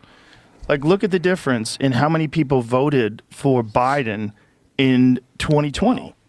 It's unprecedented. It's way higher than any other time since 2012, and I'm sure probably before that there was less people back then, right? So if you go back to when I was a kid, there's only like 200 million people in this country. Yeah, and to be clear, 2012 and 2016 were not low turnout years. No, they're all consistent. Yeah. This is what's crazy. They're consistent. Look, they're all like 60. Look at where the number is. It's all like 65 million. Is that what it says? Mm-hmm. So that's all the same every fucking time except 2020. In 2020, it goes way the fuck up. Look at it. It's like 80 what? Is it 82? Is that what it was? It's like 81 and change. 81. Yeah. So it goes up a fucking sizable chunk. What do you think about that thing I sent you to? So here's a closer look. I wanted Brian to go full screen. He didn't hear me, but this is the chart he's showing everybody. Okay? This has been going around. You've probably seen it.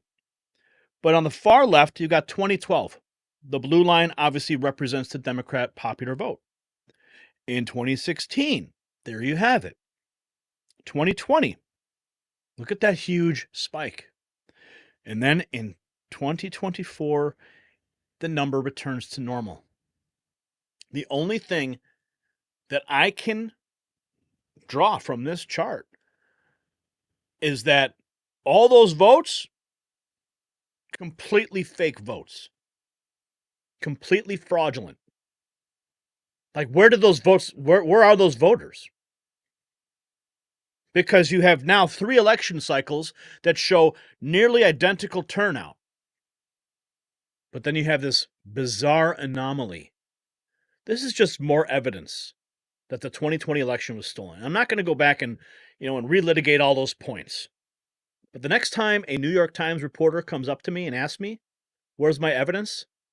I'm going to stick this chart in his face and say, you explain to me, where these votes are. What happened to these people?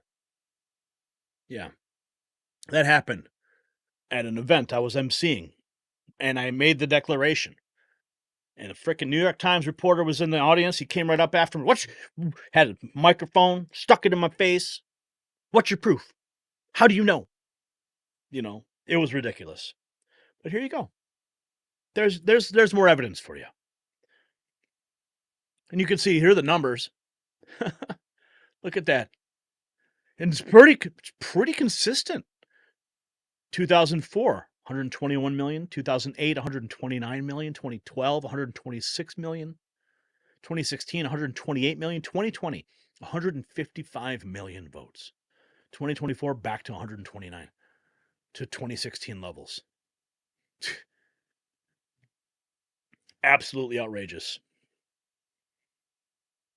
So, anyone have any idea where those voters are? Let's hear what Rachel Maddow had to say. This one time. But let me also point out something more strange, which has been happening at the same time and it hasn't had as much attention. The day before Trump made those remarks on Friday, he said, you're never going to have to vote again after you vote for me this one time. The day before that, on Thursday last week, he didn't say that people wouldn't have to vote anymore once he was elected this November. No, the day before that, on Thursday, he told his supporters, not that they're not going to have to vote again, but that they don't have to vote this time, that they don't need to vote for him this November. My instruction, we don't need the votes. I have so many votes. My instruction, we don't need the votes. I have so many votes. He said that on Thursday last week. And it turns out this is something, when you look, he says this all the time now. Watch. My instruction, we don't need the votes. I have so many votes. We don't need votes. I tell my people, I don't need any votes. We got all the votes we need. I don't need votes. We don't need votes. We got more votes than anybody's ever had. You don't have to vote. Don't worry about voting. The voting, we got plenty of votes. Don't worry about voting. Of all the weirdness around this campaign, this is a truly strange thing to tell people, right? Don't vote. I don't need your vote. I don't want your vote. I mean, all the surface level weirdness is, worth noting. Having a new position on literally anything you can think of as soon as any random rich guy tells you to. That's a weird thing. Picking the eccentric billionaire. Okay, enough of you. Enough of you. Enough. Let's get back to what's going on here. In Arizona, new batch just got released from Arizona. Kari Lake has surged again. Lake 80.2%. Gallego 17.7%. Negative 2,836 ballots from Yavapai County. 60,000 ballots still to be counted. Kari Lake is now only 50,000 votes behind. That was released 7 hours ago. So, folks, lots going on. This chart, though, tells a story. Make sure you bookmark this. Make sure you go to our X account. You find this. In fact, let me retweet this right now so you can find it. It'll be at the top of my feed right now. So the pattern is undeniable, from Arizona's ballot counting irregularities to Michigan's mysterious ballot transport incidents. We're seeing a system that's either broken or being manipulated. But here is what's different this time.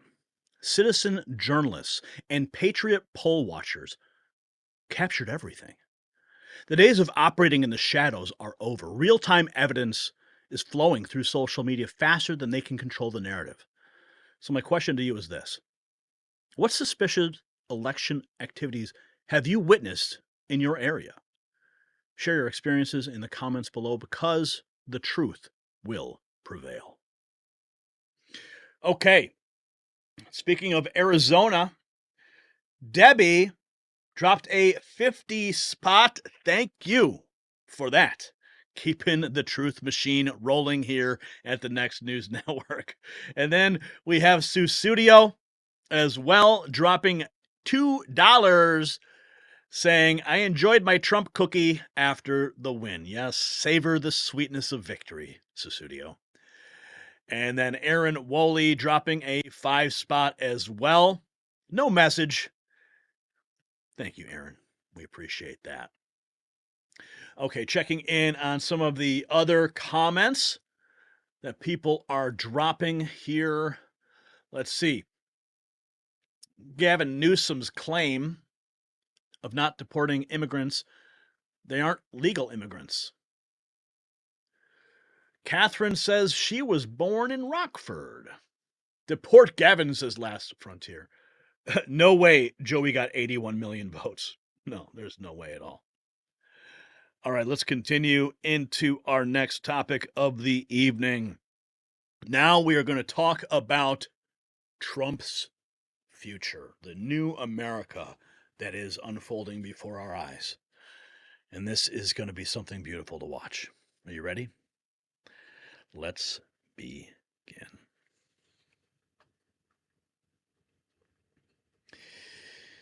Something extraordinary is happening, Patriots. Donald Trump isn't just planning a return to the White House. He is planning a complete transformation of America.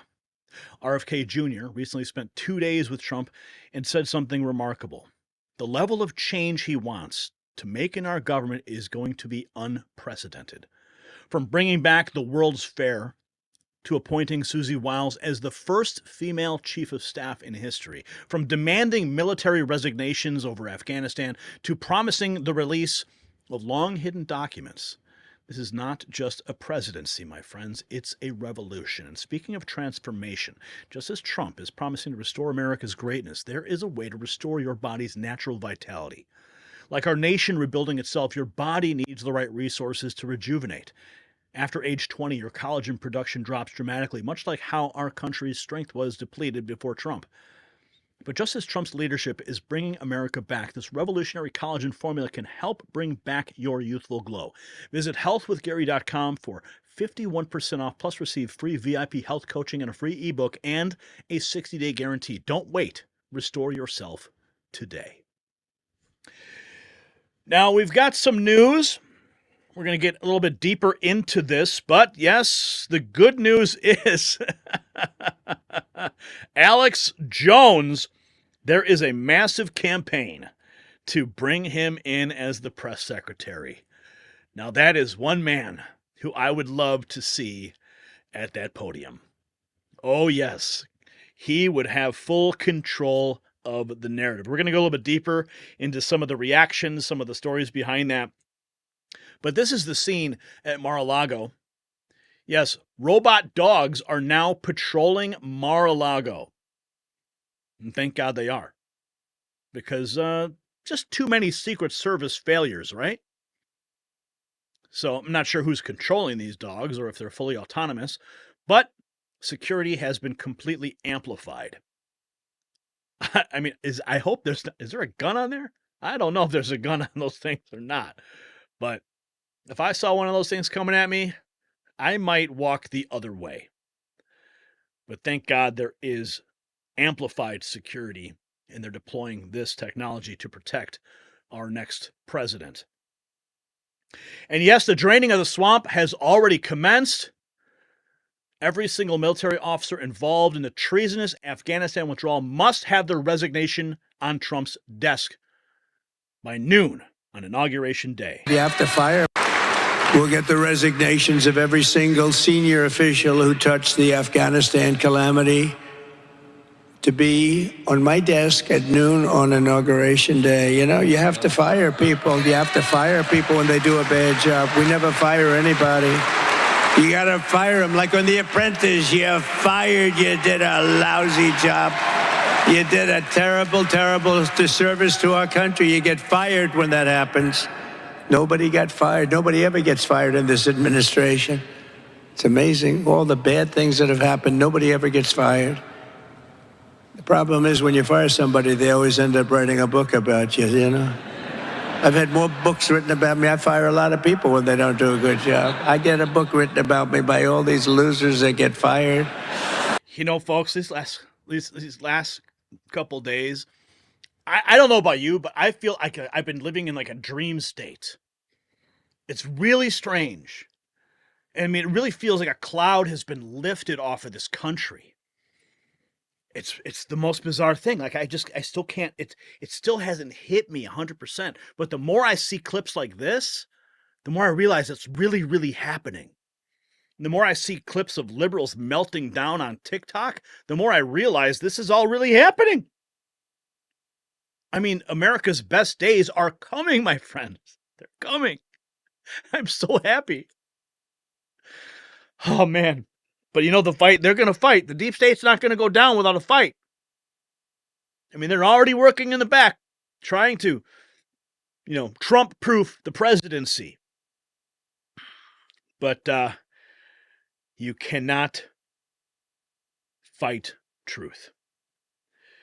And then we have more good news. See, so many things are happening. As soon as Trump got elected, now all these dominoes are starting to fall.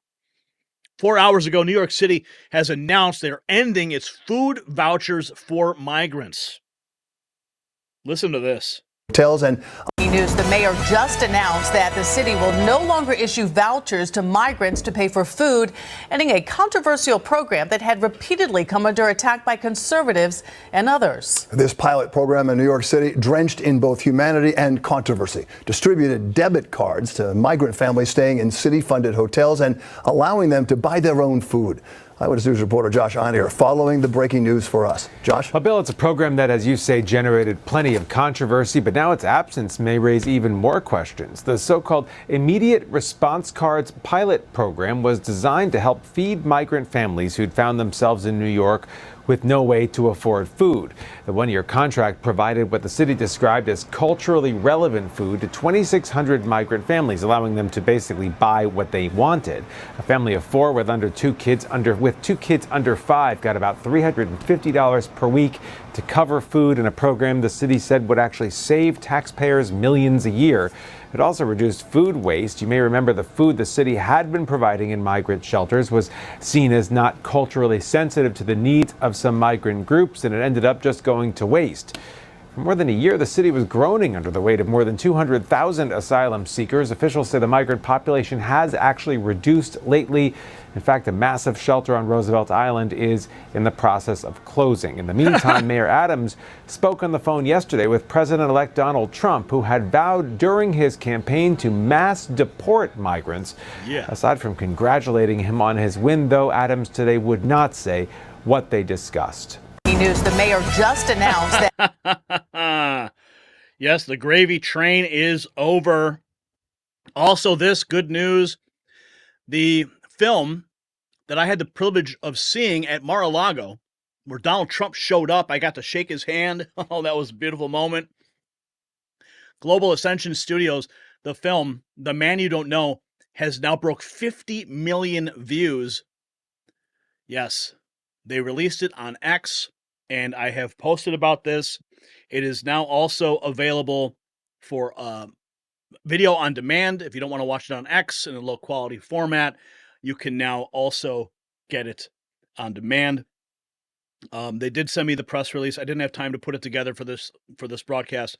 I will put something out on X later, but right now it is on X and it has broke 50 million views. The film reveals the true story of Donald Trump, the people's lives that he affected, the stories that you never heard before, including a friend of mine, Shane Bouvet, who Donald Trump paid for his father's cancer treatment, saved his life. He's featured in the film, and he also has a new book out. It's called A Man Misunderstood.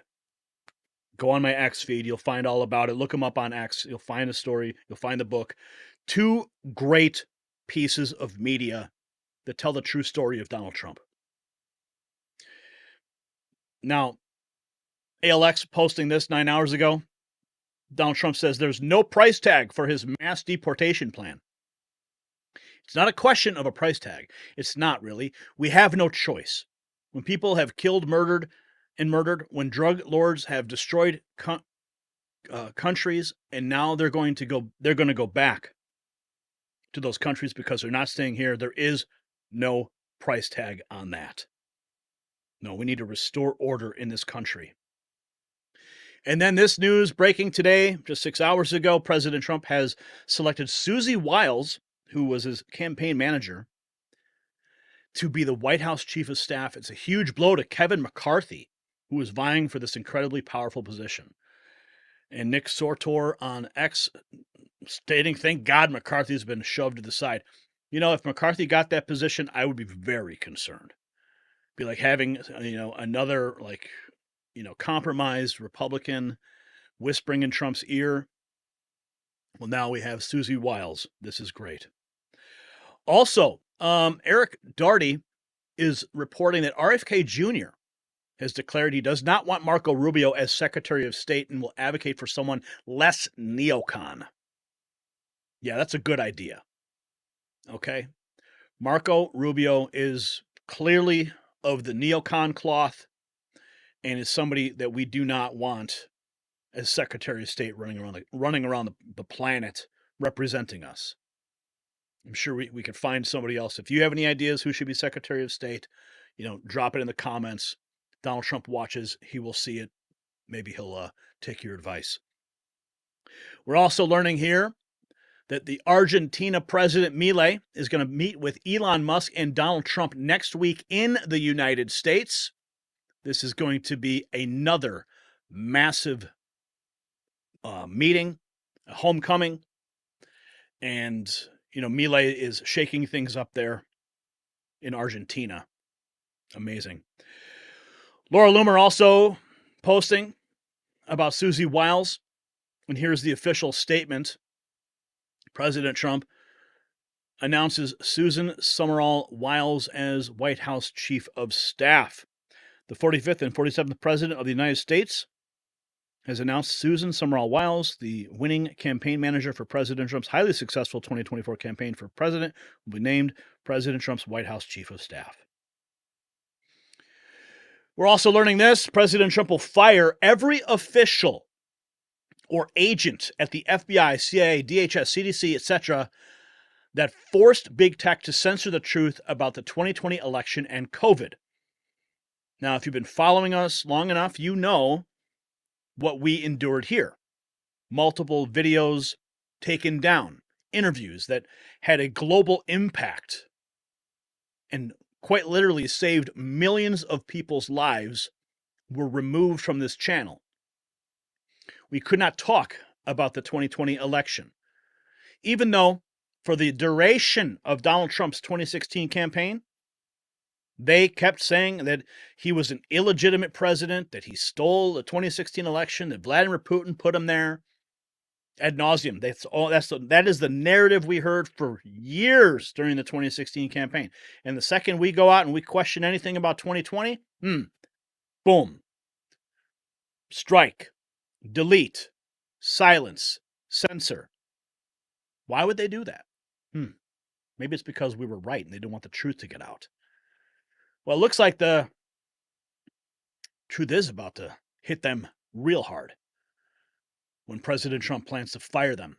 He will also be stripping the security clearances of the 51 intel officers who labeled Hunter Biden's laptop as Russian disinfo. Yeah. Let's see what J.D. Vance had to say about this.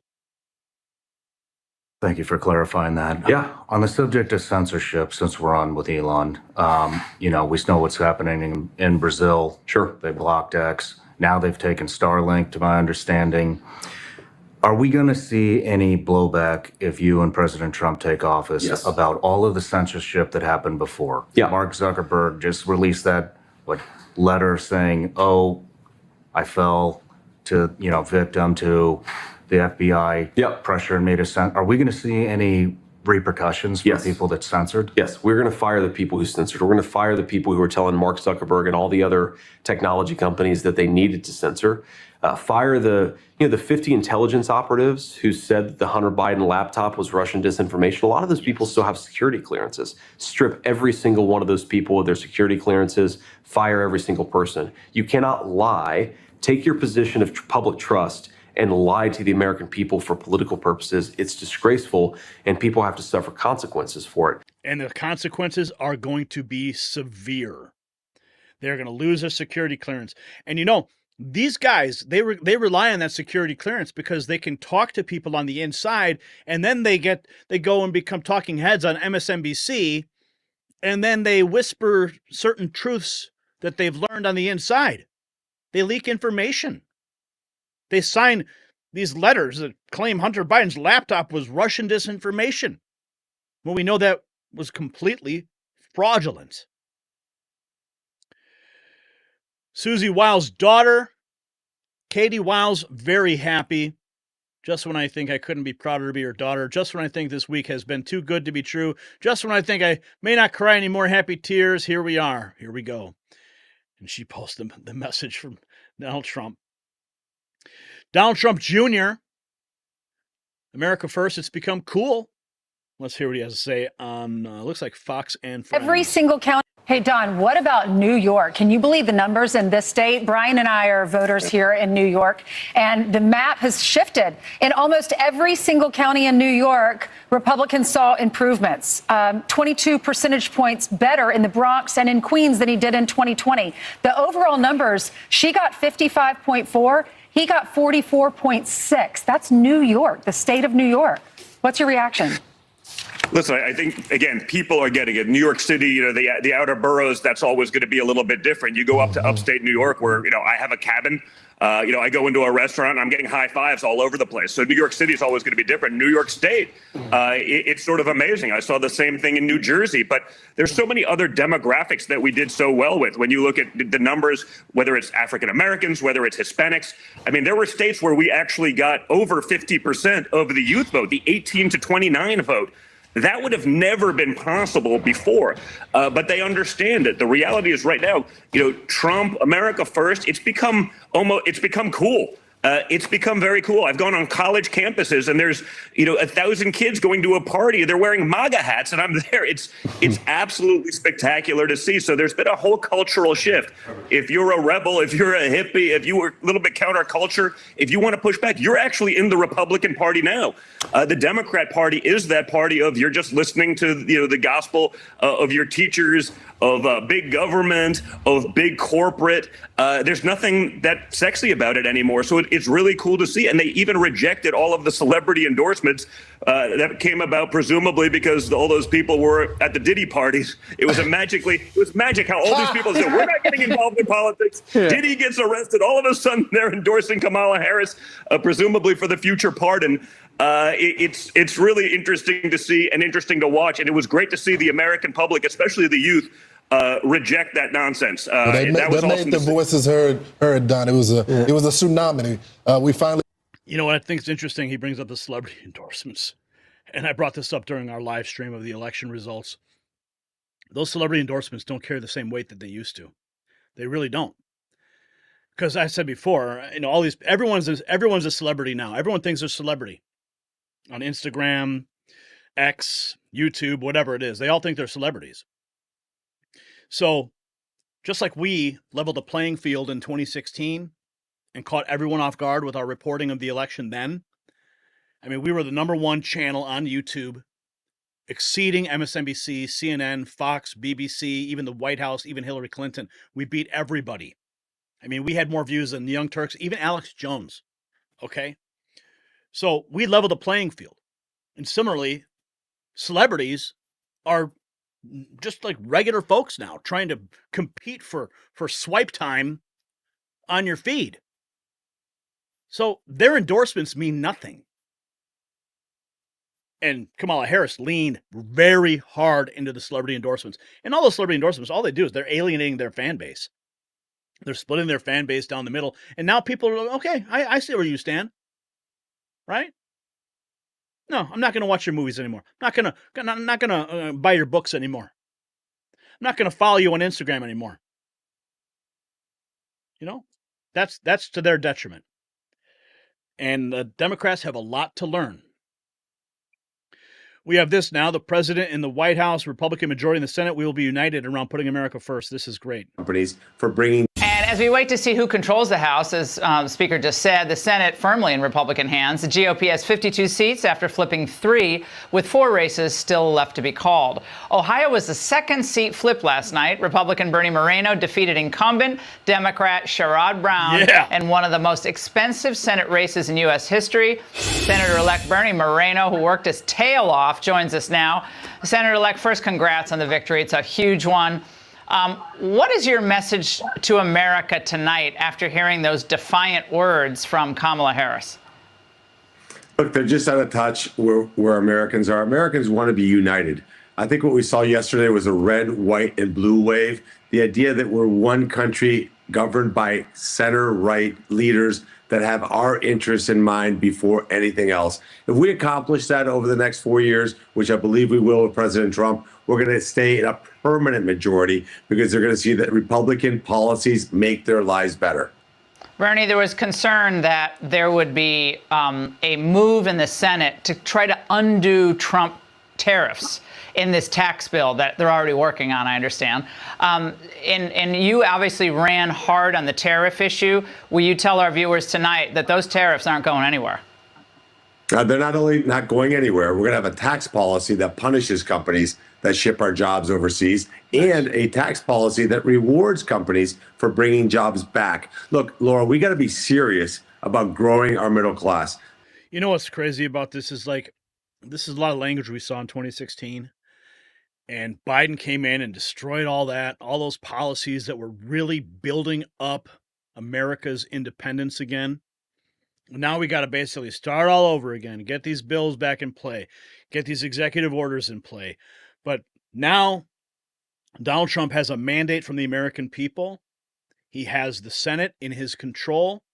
Hopefully we can maintain the majority in the House. And of course we have the Supreme Court. So Donald Trump, he really has a trifecta in government. And it's going to be beautiful to watch him execute the mandate that the American people have given him to put America first once again. Oh, yes, there's more to get to. Yeah, don't go anywhere. This is a beautiful message. This was about the World's Fair. 3 years from now, the United States will celebrate the biggest and most important milestone in our country's history. 250 years of American independence. What a great country. And we have to keep it that way. But that's why, as a nation, we should be preparing for a most spectacular birthday party. Wow. We want to make it the best of all time. Here is my plan to give America's founding in 1776 the incredible anniversary it truly deserves. On day one, I will convene a White House task force called Salute to America 250. It will be responsible for coordinating with state and local governments to ensure not just one day of celebration, but an entire year of festivities across the nation, starting on Memorial Day 2025 and continuing through July 4th, 2026. Second, I will work with all 50 governors, Republican and Democrat alike, to create the Great American State Fair, a unique one-year exhibition featuring pavilions from all 50 states. It'll be something. The Great American State Fair will showcase the glory of every state in the Union, promote pride in our history, and put forth innovative visions for America's future. My hope is that the amazing people of Iowa will work with my administration to open up the legendary Iowa State Fairgrounds to host the Great American State Fair and welcome millions and millions of visitors from around the world to the heartland of America for this special one-time festival. Together we will build it and they will come. Third, alongside the Great American State Fair, we will host major sporting contests for high school athletes. These are great athletes, wonderful athletes from fantastic high schools all around the country. These Patriot Games will allow young Americans from every state to show off the best of American skills, sportsmanship, and competitive spirit. Fourth, I will sign an executive order to bring back our National Garden of American Heroes, which we want to build very badly, commission artists for the first 100 statues to populate this new statuary park honoring the greatest Americans of all time. Fifth, as president, I will invite the leaders and citizens of nations around the world to visit the United States in honor of our 250th anniversary. It's going to be great. America's tourist industry should get ready because we're going to have a lot of people coming. It will be a record year. And finally, and most importantly, I will ask America's great religious communities to pray for our nation and our people as we prepare for this momentous occasion. From the very beginning, America has been a country sustained and strengthened by prayer and by our communities of faith.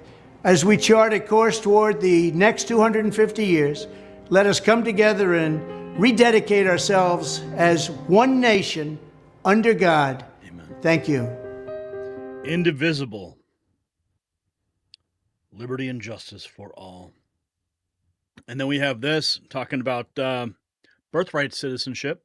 I will sign. As part of my plan to secure the border on day one of my new term in office, I will sign an executive order making clear to federal agencies that under the correct interpretation of the law, going forward, the future children of illegal aliens will not receive automatic U.S. citizenship. It's things like this that bring millions of people to our country, and they enter our country illegally. As part of my plan to secure... And, you know, they have a thing called birth vacations or whatever they call them. They literally send a pregnant woman on a plane in her 9th month when she's just ready to give birth to that child in America, and that child is automatically granted citizenship. And then they take the baby back. I think it's birth tourism, I believe it's what it's called. That's going to be a thing of the past. But I know you guys want to talk about Alex Jones, right? For press secretary? Yeah. That is what everyone is talking about. And he definitely gets my vote for that. Here we have Alex formally accepting the offer to serve as President Trump's press secretary. A massive movement online. Will it actually happen? I don't know. I believe Donald Trump Jr. has actually stated that he is for it as well. Here's Candace Owens discussing it today. $1 a year. I want to be very clear about Alex Jones. I will crawl over broken glass and give him everything I earn. If all he needs is someone to pay the salary, leave it to me. Leave it to me. I'll get a second job to pay whatever salary he wants to be the press secretary. If he's like, I'm gonna need $500,000 a year, leave it to me. Like I said, I will pick up a job and I will raise the money. It'll be totally fine. If we get Alex Jones, we are not worthy. We are not worthy. But Trump, please, it would be the greatest troll. And by the way, he is more than equipped for it. He has run a show for decades. All he does is talk and answer and respond to questions. He is totally equipped for it, and they hate him. The deep state hates Alex Jones with a vengeance. X Smokes writes, Candace, you should be Trump's press secretary. Look, I would be very good at that job, but come on, Alex Jones, like there could be no one better suited for that job that would make us happier. We would be watching press briefings every single day like it was Game of Thrones. Like we'd just be in seasons of Game of Thrones watching Alex Jones respond to the press. So that is my vote. I want to be... Yeah, he gets my vote too, my friends. 100%. I posted this on X. We strongly second this endorsement for real Alex Jones as White House press secretary. Repost if you agree. So make sure you head over there and cast your vote for Alex Jones as the press secretary he has formally accepted. Don Jr. also says he'd like to pre-endorse Kamala Harris for 2028. I would love for any Republican in the future to be able to run against her. Democrats made such a glaring mistake bringing her in. They ignored their own people. Oh, yes, Alex Jones for press secretary. It is on. And then we have Trump performing nearly 22 percentage points better in the Bronx and Queens than he did in 2020. A staggering improvement in two of the most diverse places on the planet. Alex Jones for press secretary. So, what do you guys think? Yes? No? Look at that map, though. That's the landslide, my friends. That is the landslide that we all love. And then there was this moment, too. This was when they were celebrating. There's Donald Trump. There's Elena Haba. This went viral today as well.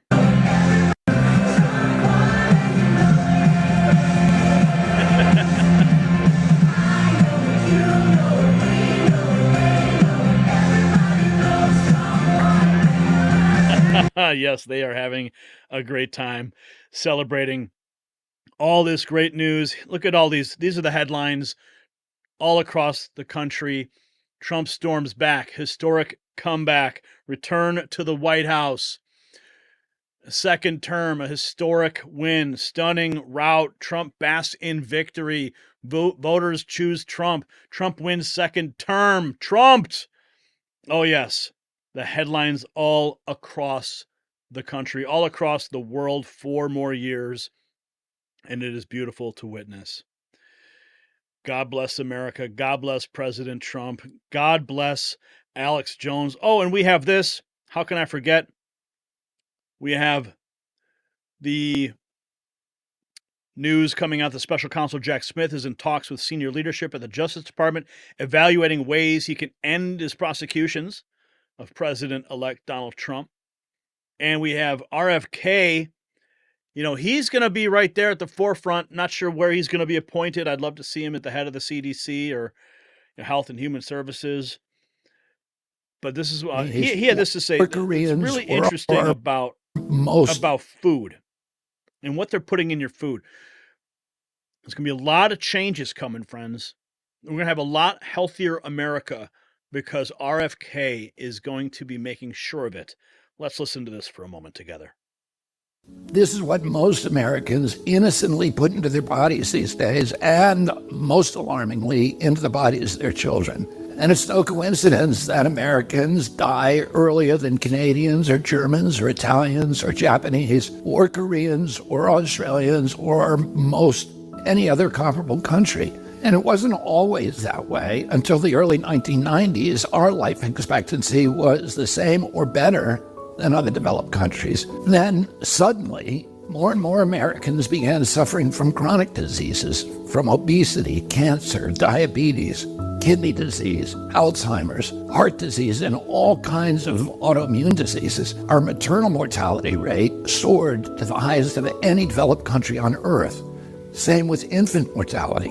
Like the frog in the slowly boiling water, we didn't really notice as we got sicker and sicker. We've grown now to accept chronic disease conditions as normal. But now, in 2024, we're finally waking up to this cataclysm, and we're asking ourselves, how in the world did this happen? A big part of it is our diet. Restaurants that serve contaminated food are fined or shut down. But when it's the government that approves the poisons in our food, a few people get very, very rich, and the toxins end up in every supermarket aisle. Let me show you what I mean. Doritos, Cheez-Its, Cap'n Crunch, gummy bears.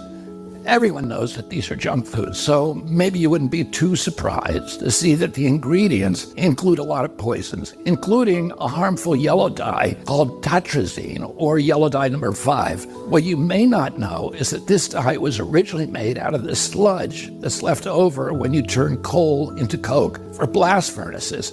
It's called coal tar, and I've actually sued many big industries for legacy contamination of coal tar all around the country because it's so toxic and it's so harmful to the environment and human beings. A century ago, it was just an obnoxious industrial byproduct that everybody was trying to figure out ways to get rid of. One of the ways that they did that was by paving roads. But then a British chemist figured out that the coal tar could be used to derive fabric dye. And if fabric dye, why not food? Food manufacturers began using it to cover up the discoloration of low-quality foods that they wanted to pass off on unsuspecting customers. They didn't know back then that this yellow dye, tartrazine, causes tumors, asthma, developmental delays, neurological damage, ADD, ADHD, hormone disruption, gene damage, anxiety, depression, intestinal injuries. Well, we know it now. We've known this for decades. That's why tartrazine is heavily restricted in other countries. In some countries, foods with tartrazine have a warning label that it may cause ADHD in children. Today, it's made from petroleum, not coal tar. Either way, it's crazy to add this to your kids' favorite foods. It doesn't even change the flavor. This yellow dye isn't just in junk food. It's in the foods that we consider healthy. It's in everyday kids' snacks like popcorn, mac and cheese, fruit snacks. It's in sports drinks like Gatorade and so-called vitamin water. It's even added to chicken broth, to corn, to pickles, to mustard, and to yogurt. And so, of course, our kids get sick. And we lovingly feed them chewable vitamins, which have, surprise, tartrazine. And so the cycle continues until the coughs and asthma kick in, at which point you go to pick up some cough syrup. And yeah, you guessed it, tartrazine. I've been picking... Yeah, now I had no idea about this, and I'm going to be looking for that ingredient on the products I'm buying from now on and make sure my kids don't eat it. But thankfully, we have RFK, who is now going to be working in the Trump administration, and I have a strong feeling they are going to ban this from all food. So this is only the beginning, only the beginning. The deep state purge is about to happen. The food poison purge is about to happen. A massive, massive shift. And then, of course, look at this. Look at the stock market going nuts. Following the wind, Dow Jones is up over 1,000 points. Bitcoin hitting $77,000 a Bitcoin today. So much good news is happening. And Donald Trump Jr. talking about Elon running the Department of Government Efficiency. Listen to this. Of government efficiency. Major issue that people have wanted to talk to you about is government spending. So you've engaged Elon in this Doge, this Department of Government Efficiency. What are the chances that we'll be sitting here 4 years from now and the debt will have changed in any way? Do you think your dad and Elon can actually cut $1 trillion or $2 trillion from the debt or not? And if so, listen, yeah, I mean, that's what I'm most excited about. That doesn't mean they're just going to roll over easily, right? You know, I think my father had a mandate to do a lot of things in 16. That doesn't mean the swamp is going to go along with it. But when you have the opportunity to basically have the Einstein of our era go in there and do this, a guy that's, you know, doing more in space than NASA with a 75-year head start, you know what? I'll roll the dice with that. You know, you saw Ron Paul jump into the conversation, you know, a couple of days ago. People are just super excited about that. When the interest on our debt right now is $1 trillion a year by itself. I mean, that's bigger than the GDP of most countries, most successful countries. We're just spending it in interest. I'm willing to give those guys a shot. It doesn't mean the government, DC, the bureaucracy, which they're going to cut. I mean, Elon did that with Twitter when he took it over. He cut 80% of the workforce, and it functioned better. I think DC, that the same would happen, but they're not just going to roll over. You can't just fire them. I think that's going to take time and process. Oh, it's going to take time. But we do have some time on our side, my friends. We definitely have time on our side. So the blueprint for America's resurgence is clear. A World's Fair showcasing American innovation, military leadership that puts America first, declassification of documents the deep state never wanted you to see. Market's already up, responding 1,000 points on day one. Even the Chinese are preparing for America to become the world's crypto capital. This is what real leadership looks like. Now, here's what I want to know from you. Which of Trump's promised changes do you think will have the biggest impact on America's future? Share your thoughts in the comments below. All right. Looks like we had a couple super chats coming through. Want to pay some attention to them. Let's see what we had here. Lance Struthers. Nunya Beeswax said, great work, better than the mainstream media, dropping a 20 spot. Thank you, keeping the show going here. Lance Struthers, also, those votes from the 2020 election were from people deceased since the early 1900s. Johnny Vang, if he removes the Secret Service, executive Secret Service officers, yeah, where those guys are Man, big trouble. Winning Reality, dropping $5. He says, be sure to check your text messages for the link to the breaking video of Trump's 10-point plan to stop the deep state. It is epic. Yes, I have that lined up for you guys. We're going to play that in a little bit. Also, Red Stevens, keep up the great work, brother. Thank you. $50. Awesome. And we also have this from R. Boyd, says, I've been saying all along Alex Jones for press secretary for like 2 or 3 years now. Oh, yes. That is something else. I would love to see that. Okay, we've also got here, we're going to jump into our fourth topic. Okay, where is that clip? I had the clip lined up of Donald Trump saying he's going to drain the deep state. I know I had it. Maybe it's, let me just check. I thought I had it in here. So many posts that I track throughout the day that I want to present to you guys. And sometimes it's, things get, it's weird. Sometimes these posts, they don't show up. And I know I bookmarked it. I know I'm going to present it. So let's see, where is that post? Huh. How strange. I totally bookmarked that. Well, I'll have to find it again. Just give me 1 second. Don't go anywhere. I'm here for you guys. I'm watching. Let's see. I totally had it. Let's see. Maybe we'll just find it here.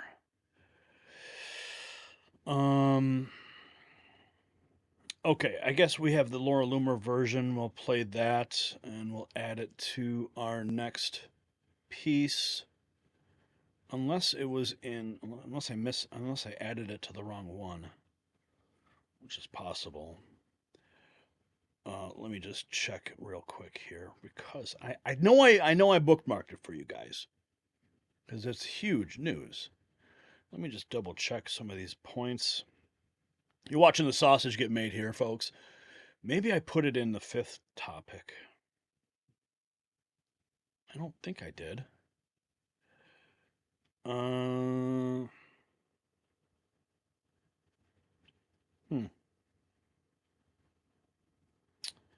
No, I will present it to you now in this next segment. Okay.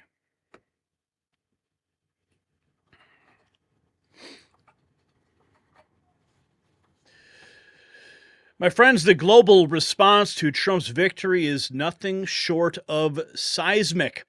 Within hours, literally hours of Trump's win, Hamas called for peace. Putin announced Russia's ready to restore relations. The Iranian-backed Houthis declared a ceasefire. Steve Madden is halting Chinese manufacturing. Even the Chinese media is buzzing about Trump's crypto plans. But here's what's really stunning. All of this is happening before he's even taking office. This isn't just diplomatic posturing, patriots. This is what real strength looks like. The world isn't just watching, it is realigning. And yes, Donald Trump has a plan to dismantle the deep state. And as global powers scramble to adjust to Trump's victory, smart Americans are adjusting their financial strategies too. Just like leaders recognizing America's renewed strength, savvy investors are recognizing the power of precious metals. With international markets in flux and our national debt soaring past $35 trillion. So if you have funds sitting in a low-interest bank account or 401k, IRA, retirement account, you need to call my friends at Global Gold Investments, America's leading conservative precious metals dealer, and receive absolutely free their new 2024 Protect Your Wealth and Retirement Guide. Call that number on the screen, 888-700-4148, and mention Next News and receive their 5-star customer treatment along with a complimentary portfolio analysis. Operators are standing by, so write that number down, 888-700-4148, or just visit IRAGoldproof.com. It's linked down below. Remember, if you don't have gold, then you don't have wealth. Okay. So the big news right now, before we get into some of the international relations, is Donald Trump has now officially released his plan to dismantle the deep state. Let's listen. I will ask Congress, here's my plan to dismantle the deep state and reclaim our democracy from Washington corruption once and for all. And corruption it is. First, I will immediately reissue my 2020 executive order restoring the president's authority to remove rogue bureaucrats, and I will wield that power very aggressively. Second, we will clean out all of the corrupt actors in our national security and intelligence apparatus, and there are plenty of them. The departments and agencies that have been weaponized will be completely overhauled so that faceless bureaucrats will never again be able to target and persecute conservatives, Christians, or the left's political enemies, which they're doing now at a level that nobody can believe even possible. Third, we will totally reform FISA courts, which are so corrupt that the judges seemingly do not care when they are lied to in warrant applications. So many judges have seen so many applications that they know were wrong, or at least they must have known. They do nothing about it. They're lied to. Fourth, to expose the hoaxes and abuses of power that have been tearing our country apart, we will establish a Truth and Reconciliation Commission to declassify and publish all documents on deep state spying, censorship, and corruption. And there are plenty of them. Fifth, we will launch a major crackdown on government leakers who collude with the fake news to deliberately weave false narratives and to subvert our government.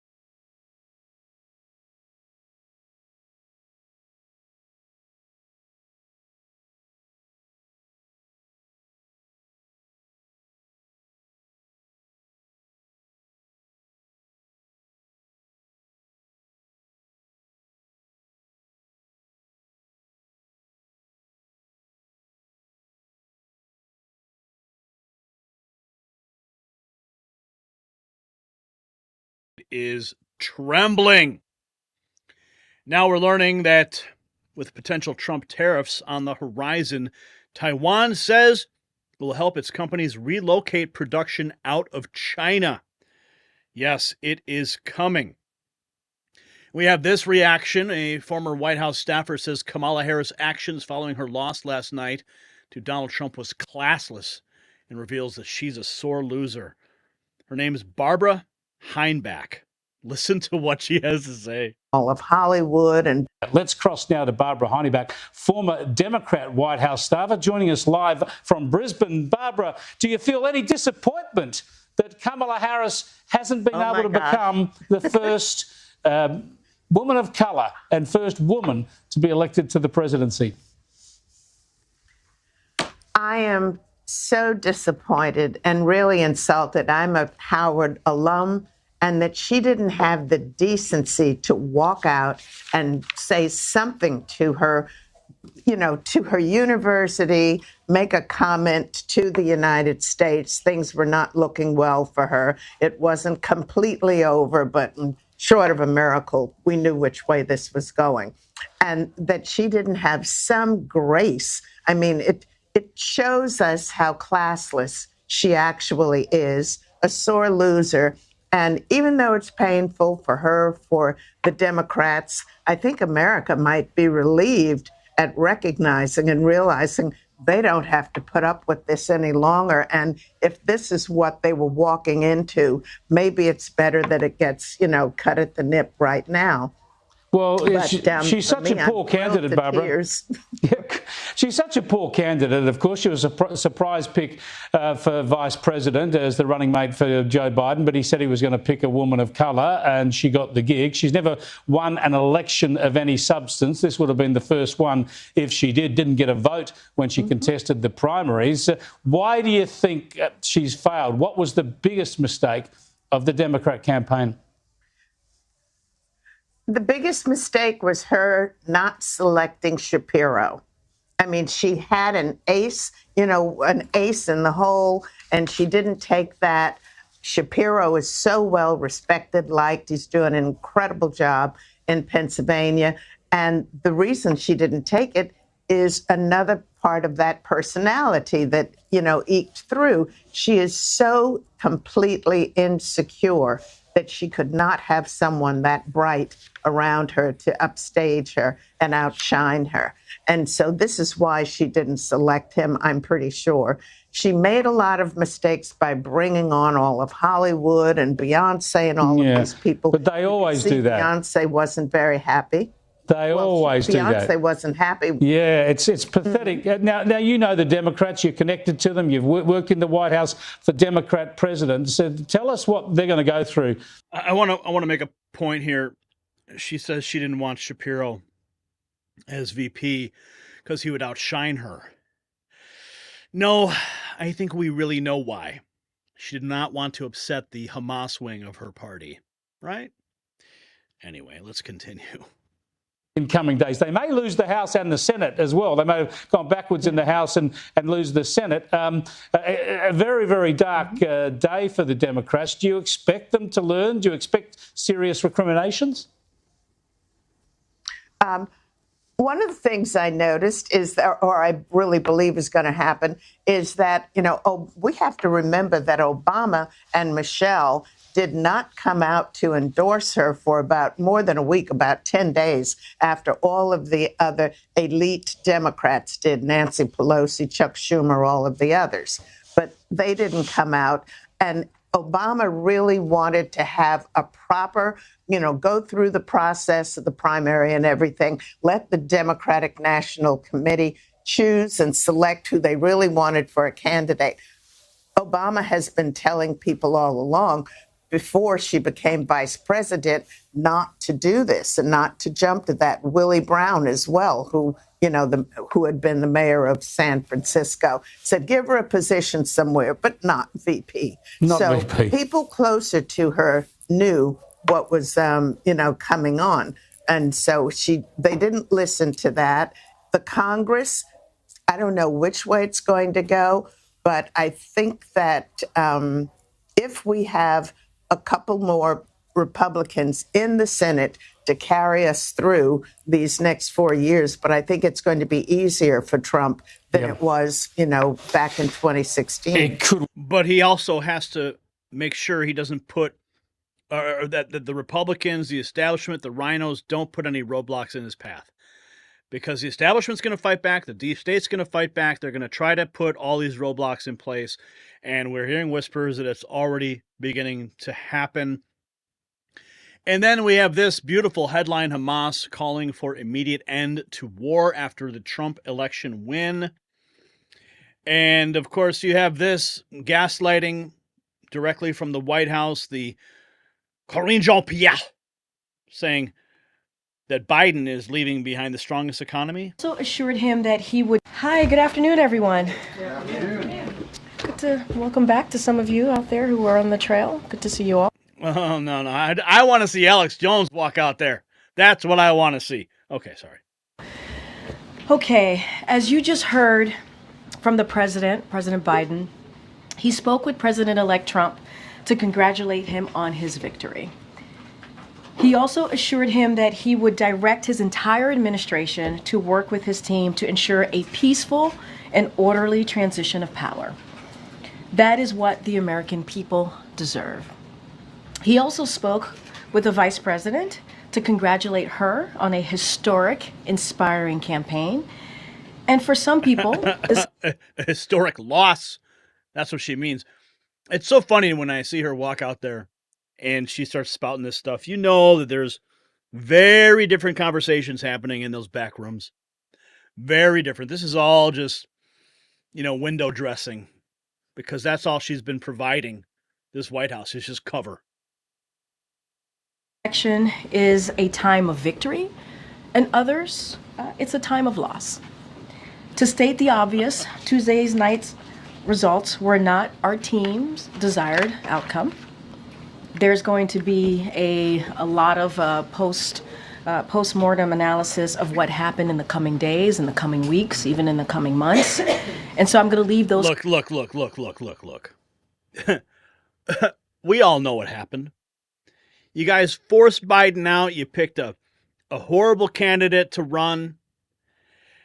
The Democrat base was demoralized because you cast them aside. You cast their votes aside. You're screaming about, Trump's going to destroy democracy. Well, you guys all just destroyed it because you destroyed everyone's vote. And the people didn't turn out because you stabbed them all in the back. That's what happened. Questions to the election experts. That is certainly not my role today. But what you heard from President Biden is that the struggle for the soul of America since our very founding crosses generations and is always ongoing. It is still important today. The president and the vice president accept the choice the country has made. And because the president has said this many times, you heard him say this moments ago in the Rose Garden, you can't love your country only when you win, and you can't love your neighbor only when you agree. The president also spoke to the importance of the integrity of the American election system. It's honest, it's fair, and it's transparent. Unless it's 2020 and you question it. And it can be trusted, whether you win or you lose. The president and vice president are proud to be leaving behind the strongest economy in the world. And the president and the the American economy is the strongest economy in the world, but under Joe Biden, they destroyed it. Yeah, even when you destroy the world's best economy, it's still better than everybody. So yeah, there is some truth to what she's saying, but she's not admitting the facts underneath it. President are proud to have change America for the better. Okay, whatever. Enough of you. Enough of you. Donald Trump has been president-elect for not even 2 days. Steve Madden is halting manufacturing in China by half in a year. Hamas calls for an end to the war in the Middle East. The Iran-backed Houthis announced a ceasefire. Putin said he's ready to work towards peace. Oh yes, it is happening, my friends. But the president of Mexico won't recognize Trump as president until all the votes are counted. Oh yeah. Guess what, honey? The wall just got 5 feet taller. Buenos días a todos, a todas. Están pues las noticias de que ganó el presidente Trump, pero de todas maneras nosotros. We're going to wait today for the vote count to end in some states before we issue an official statement. I hate to break it to you, but it's over. We won, so just accept it. And make sure that you listen to the Remain in Mexico policy. Okay? How about that? Or else the wall's going to get 10 feet taller.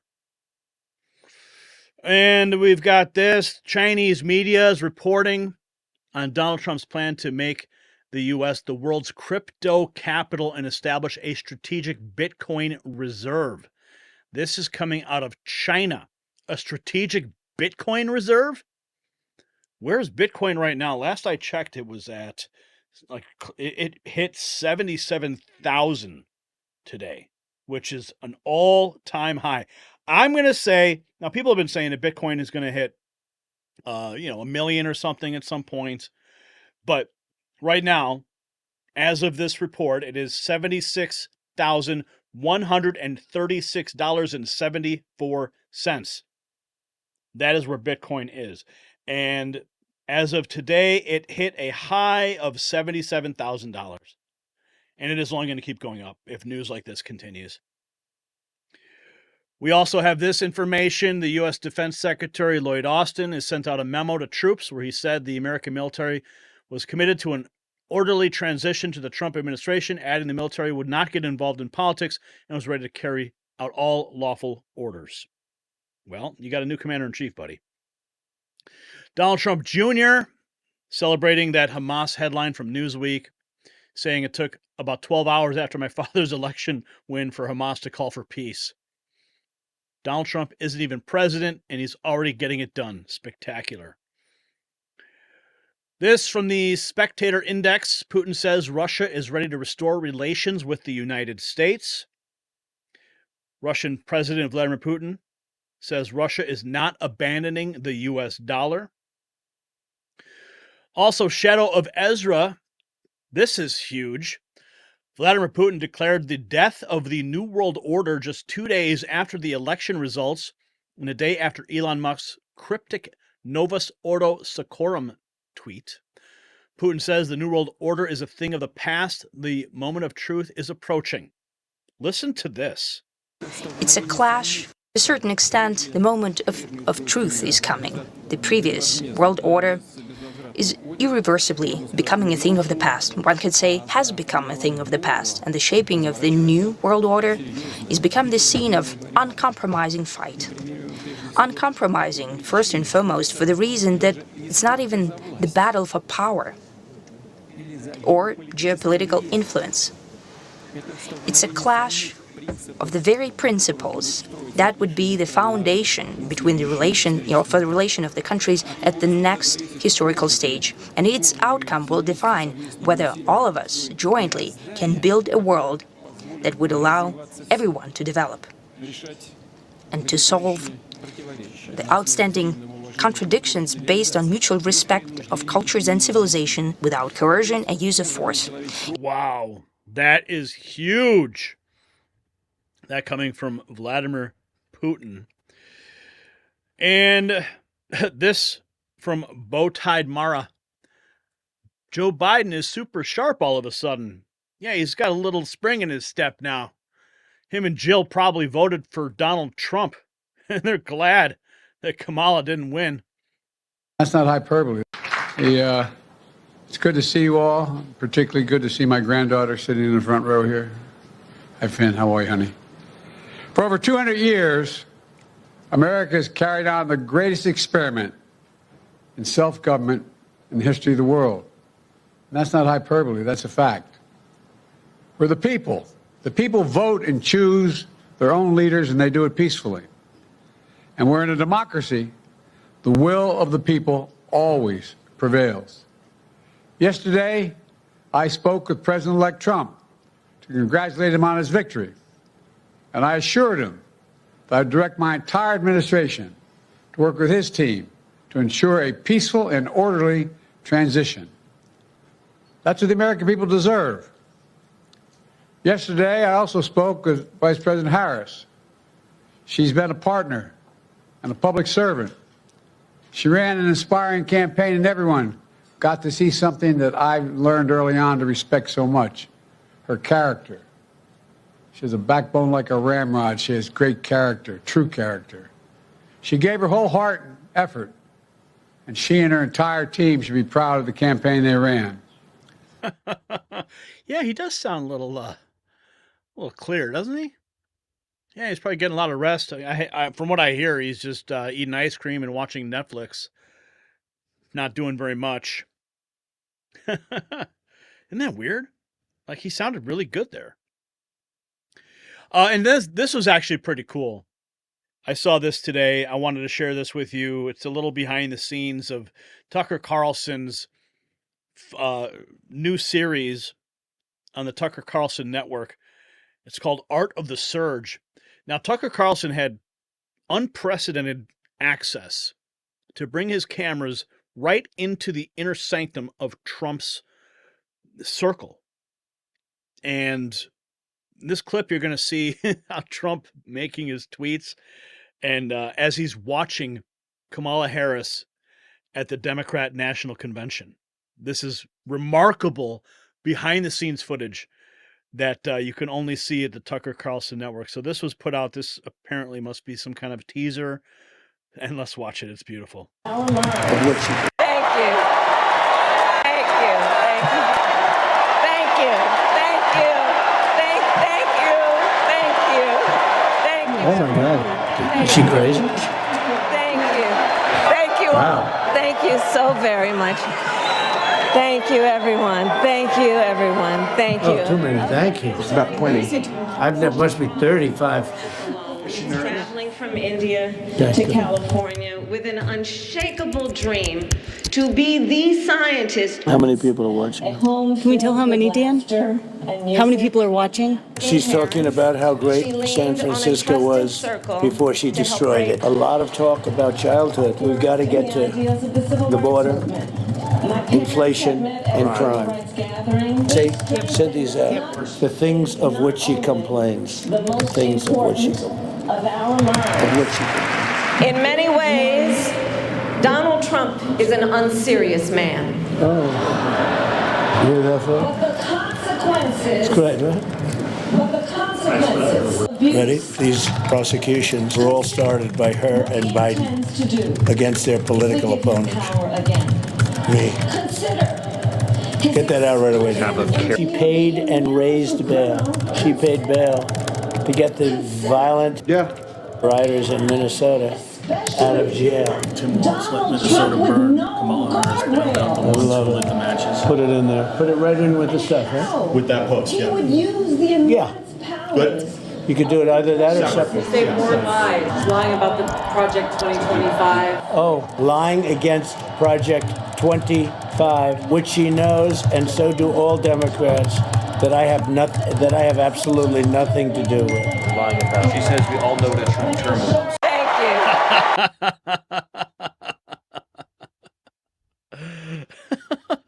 He's dictating his Truth Social posts in real time, reacting to Kamala Harris. How cool is that? You know, you never get to see this side of Trump. You always, there's always the speeches and the rallies and, the press conferences. But very rarely do you ever really get to see him in a casual environment, just, sitting in the back of the room, watching with everybody else. And he's dictating his posts. It's the coolest thing. That's just a small teaser from The Art of the Surge, available at Tucker Carlson's network. Wow, that's got to be one heck of a series to watch. So many great things are happening on the international stage, the domestic stage, that is only going to get better. So the international chessboard has been completely upended from the Middle East to Moscow, from Beijing to the European capitals, to the halls of Washington in the deep state. World leaders are rapidly repositioning themselves for the Trump era. Even Mexico's reluctance to acknowledge the victory shows just how deeply this election has shaken the global establishment. The old world isn't just changing, it's being fundamentally transformed. So here's what I want to know from you.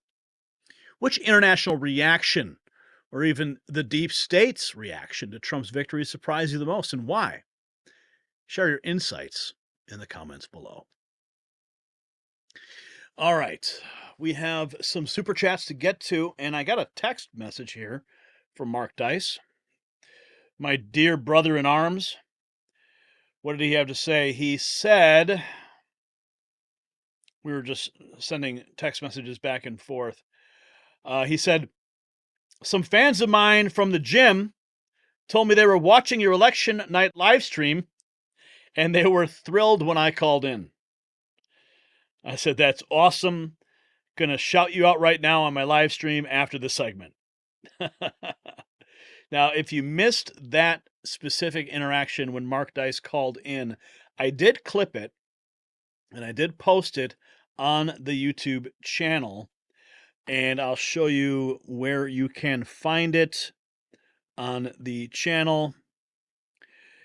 It is right, let's see, live streams. Okay, it's right here. Brian, if you could bring it up on the double box real quick so we can show everybody. Bring us the double, please. Brian. There it is. Breaking, Mark Dice crashes Trump victory stream. We published that a day ago. So if you want to see it, I clipped it out there. Also, we clipped out this segment too when the Papadopouloses called in from Beverly Hills. Just some great candid discussions with people that you know, and really worth watching. So make sure you get a chance, go back into the channel, check it out, bookmark it, watch it later, share it around. But the insights I share with the Papadopouloses as well as with Mark Dice, pretty strong, actually. Yeah, you're not going to hear that anywhere else. All right. Let's check in real quick. Okay, so we had these some super chats. Want to get to them too. Norman Lee Smith Music. Trump 24 Save America Again is live on Spotify. All right. Looks like Norman Lee Smith's got a new drop. Check him out. Dave the Patriot. This is interesting. He says, unrealized political gains is the #1 best thing. We wouldn't have lasted even 2 years with her before something crashed forever. And then we have Joni Jacobs. And she says, make Gitmo great again. Televised tribunals. Oh, yeah. Wouldn't that be something to witness? Make them pay-per-view. How about that? Checking in on some of the other reactions. Parma says, Mark Dice is awesome. Last Stitch says, Mark Dice is a patriot. Abolish the IRS. What's wrong with Matt Gaetz? I don't know. Putin does not want the wrath of nuclear war. Trump does not either. Awesome from Australia. Steve says this. I don't know how Mexico has any people left. Yeah, they keep importing them, right? Love the inside scoop from behind the scenes real-time responses from Team Trump. Isn't that cool? That's probably worth every penny to subscribe just to watch that. Prayers answered. Hallelujah. Yah bless President Trump and all his family, team, and this country. Elizabeth says, I can walk down the street feeling true freedom. Yeah. I did have a clip. I did have it. I don't know. Maybe it's in my next segment. It's weird. I bookmark all these posts to share with you, and then sometimes they don't show up when I bring up the bookmarks. I don't know why. It's really bizarre. Okay, speaking of bookmarks, let's get back into our feed and get into our final segment of the night. This is all really good news.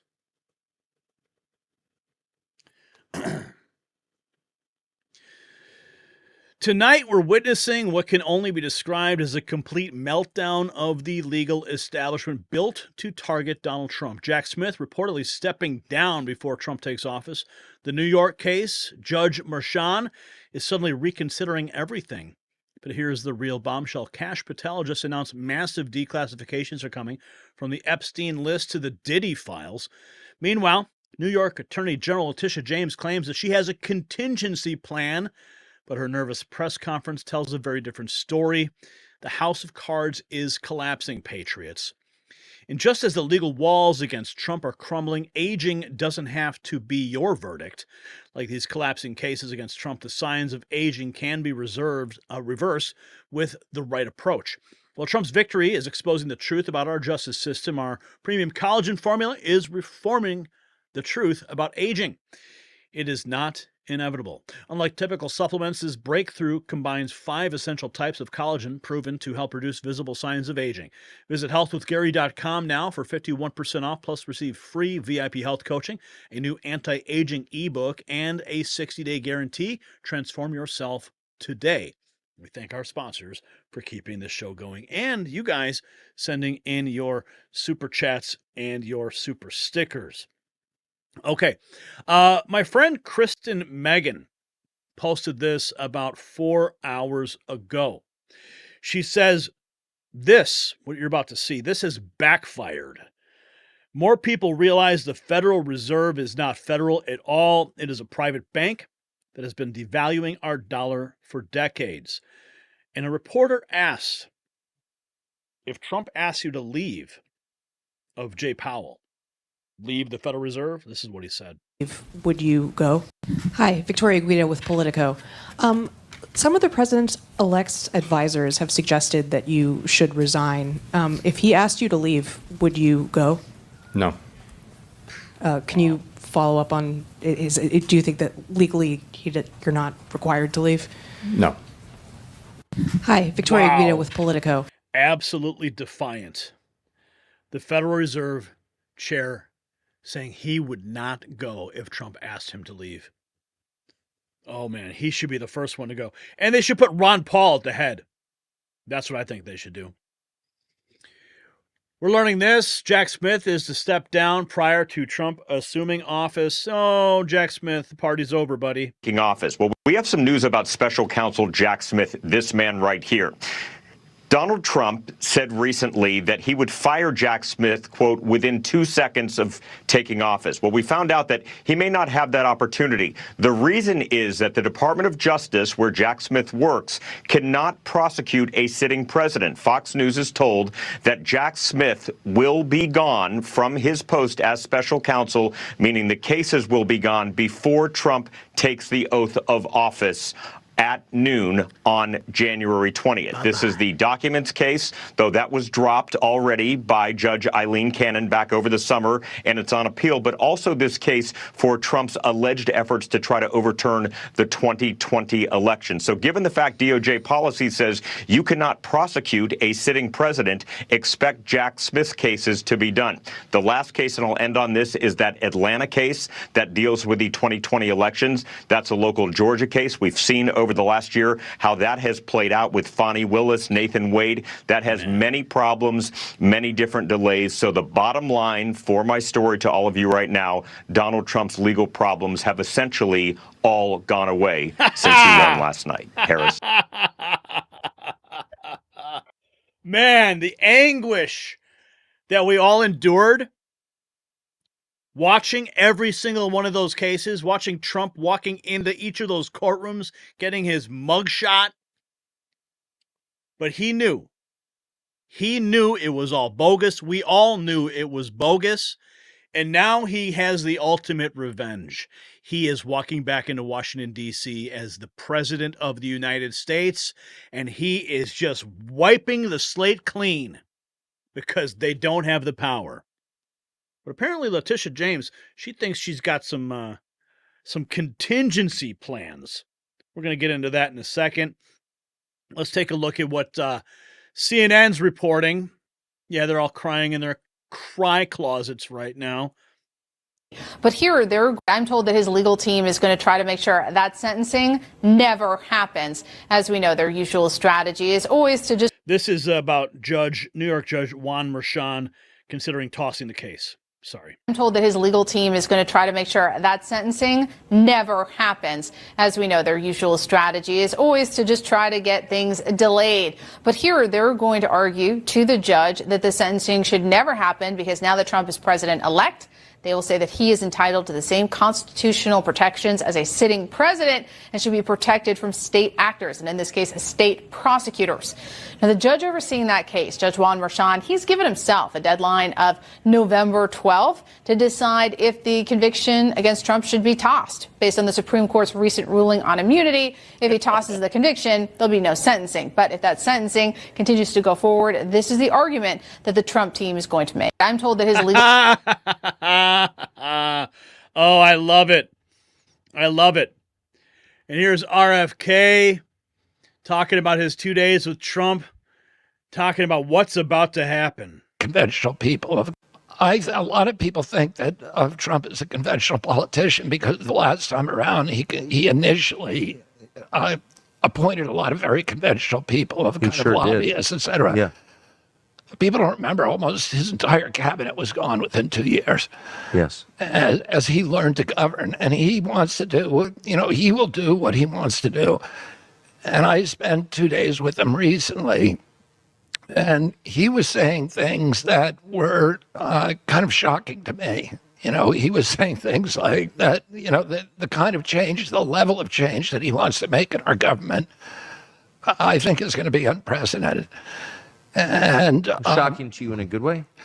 Yeah, in a good way. But just, that it's so impolitic. He's an impolitic guy. And I think he's a guy that does what he wants to do. Well, can I give you an example? He wants a revolution, and I think he's going to get one. Oh, yeah.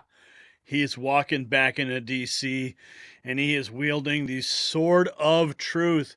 Here's Kash Patel announcing that massive declassification will occur in Trump's administration from the Epstein to the Diddy list. It's all going to be made public. Listen to this. This is with Benny Johnson. Then when we go back to DOJ and FBI, we still don't have all the list, all the FISAs, all of the stuff they did to 275,000 Americans illegally in 1 year. Put that out there. I'm not saying put in the recipe on how to do it. We can keep the hood on the engine, but we can show the American people how they violated our rights. And to me, what you said is the most important: restoring trust. Yes. In our agencies and departments. That the way to do that is not to get a piñata and just punch them mercilessly and hoping for some bubble gum to pop out. The way to do that is to literally give the American people the truth. And that's what they feared about Donald Trump. He's going to come in there and maybe give him the Epstein list and maybe give him the P. Diddy list. He's going to come up there and maybe do all these things, and they are terrified.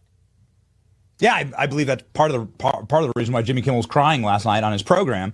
But also, I believe that this is something that the American public desperately want. And most importantly, this is how you restore honor and how you restore trust. Now, many may not know, some will, that you are personally responsible for the research on the Russiagate collusion. Everything we know about Russiagate, and we know maybe like less than half of what really happened with Russiagate, Kash Patel is the one who found it out with Devin Nunes. So, Kash, you have an excellent pedigree in rooting out the truth. Will we get the full Diddy list? Will we get Epstein? Will we get JFK? Will we get the rest of what happened with Russia collusion? That's what I want. That's what I want as me as an American citizen. That's what I want in terms of achieving that restoration of respect for government in D.C. that's been gone for like 50, 60 years, right? I had said on the campaign trail when I was on the Team Trump bus tour or surrogate somewhere, I said, America has a chance to retire the dynastic families that have rained down corruption in Washington, D.C. on November 5th. You could have retired the Bushes, the Cheneys, the Clintons, and the Obamas. And you know what, Benny? For the first time, I get to say they did. And part of that mandate that they delivered to Donald Trump is simply they want the truth. Yes. And I don't know why it has been, well, I do know why, but I believe and hope President Trump is going to go in there and just be a vehicle, a conveyor belt for the truth, and just put it out nonstop. Yes. Agriculture department, education, labor, all of it, everywhere. And Congress is going to play such a critical role in these oversight investigations. Just think of what you can accomplish if you have a director or a secretary who actually works with the Republican chairman or chairwoman on oversight. It's incredible, not just for corruption revelation purposes, but to see how we actually budget and stop lighting your money on fire. And then when we go back to DOJ. Oh, wow. So can you imagine that list dropping? Oh, yeah. And yeah, the Fed chair is refusing to step down. We got a message that just came in from Suzanne, and she says here that only Congress can fire Powell, the head of the Fed. However, President Trump can make a deal with Powell to leave. So maybe he'll make him a deal he can't refuse, right? So Trump's lawyer now saying Mike Davis is warning New York Attorney General Letitia James that if she continues with lawfare against the president-elect, we will put your fat ass in prison. Yes. Trump's Department of Defense Chief Staff Kash Patel calls to declassify the Epstein and Diddy lists. Here is a depressed Letitia James declaring she is the guardian of the law. Tells New Yorkers not to be scared about Donald Trump. Oh, well, she should be scared. So here we are. We've studied their platforms. Yeah. We've identified certain possibilities, fact patterns. We've created contingency plans. So no matter what the next administration throws at us, we're ready. Oh, yeah? We're ready to respond to their attacks. We're ready to respond to any attempts to cut or eliminate any funding to the great state of New York, as the governor outlined. So despite what has happened on the national stage, we will continue to stand tall in the face of injustice, revenge, or retribution. We will continue to protect our most vulnerable and marginalized amongst us, because it is my sworn duty and responsibility to lead that fight, working with the governor of this great state, Kathy Hochul. This is not the time to be fearful, New York, but faithful and steadfast, knowing that I, as the Attorney General, along with my entire team, we are guardians of the law. And we are prepared, my friends, to fight back. Good luck with that, honey. Good luck with that. Yeah, listen to this. James, the New York. Let me just say this to Big Tish James, the New York Attorney General.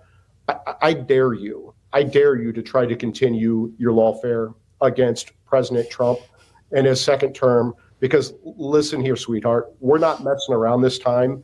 And we will put your fat ass in prison for conspiracy against rights. And I promise you that. So think long and hard before you want to violate President Trump's constitutional rights or any other American's constitutional rights. It's not going to happen again. We've been warning people on the show, Mike. This isn't the same Trump administration. Stop messing around. Don't rig elections. Don't illegally vote. Don't try the funny business, because we know the team this time and they are not effing around. Oh, they certainly are not.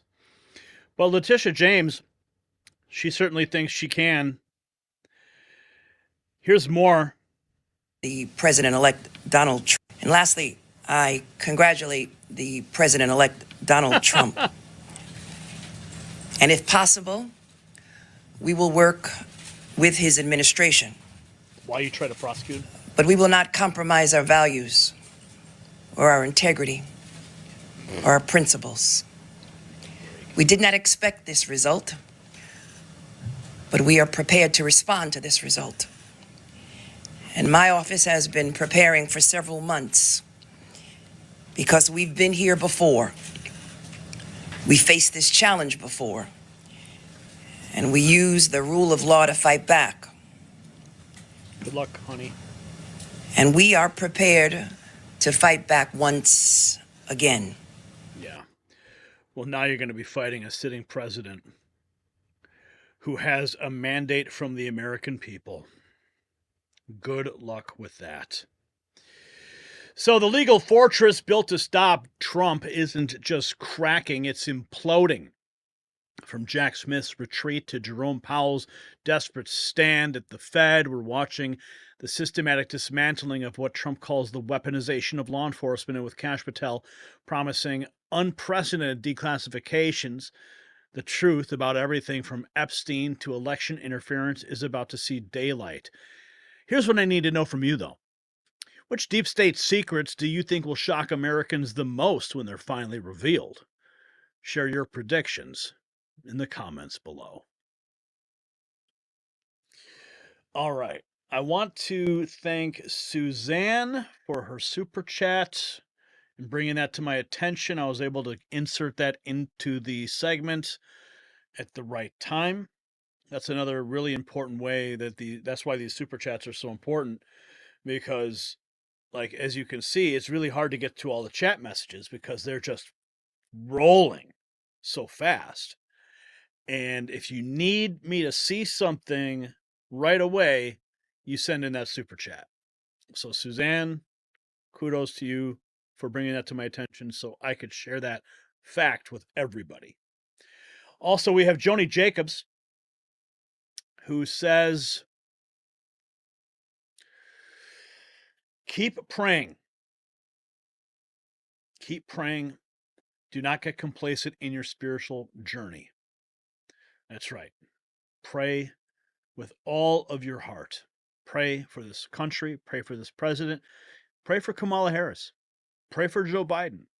Pray for all those liberals who are having meltdowns, that they will see the error of their ways and they will see the peace that's going to come across this nation. And let that peace be their peace.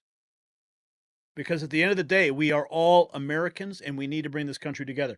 Now, I laugh, I joke, I get cynical when I see some of these reactions from people.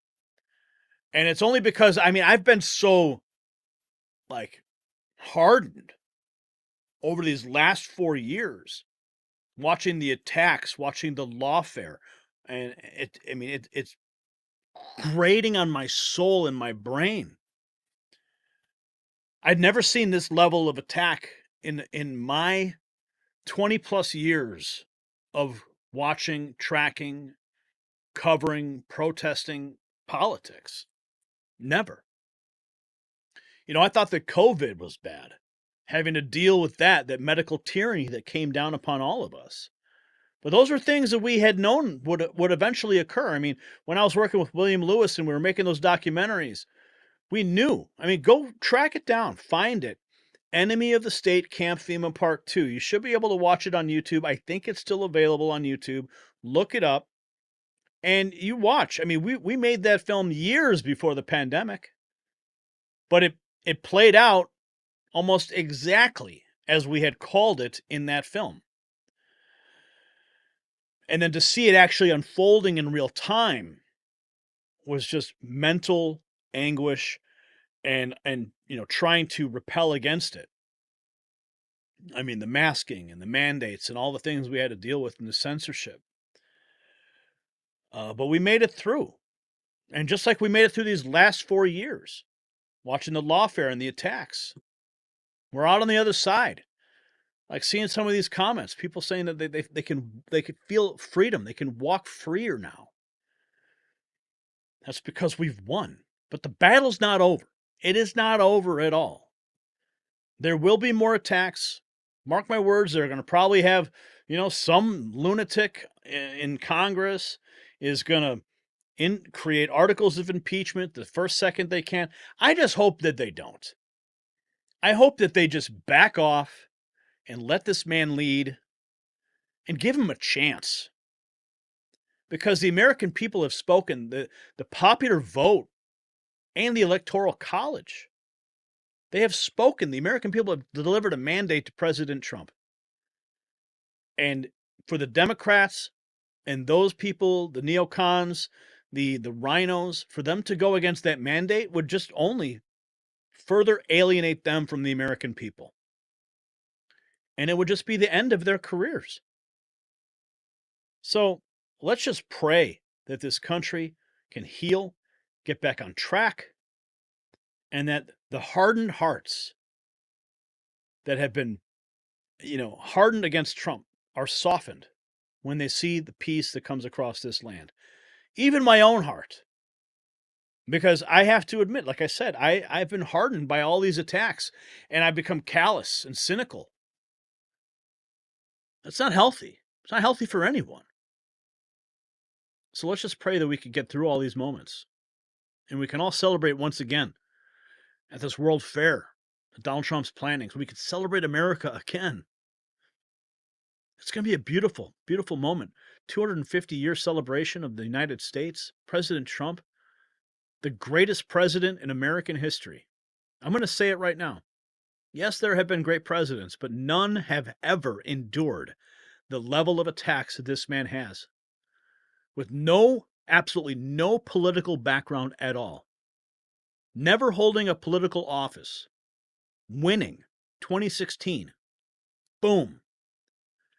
And then enduring the 2020 election, only to come back stronger. It's an absolute miracle. And these are glorious days to be alive, my friends. Glorious days. And I'm glad to be a part of it. And I'm glad you're here with me. I'm glad we're taking part in this moment together.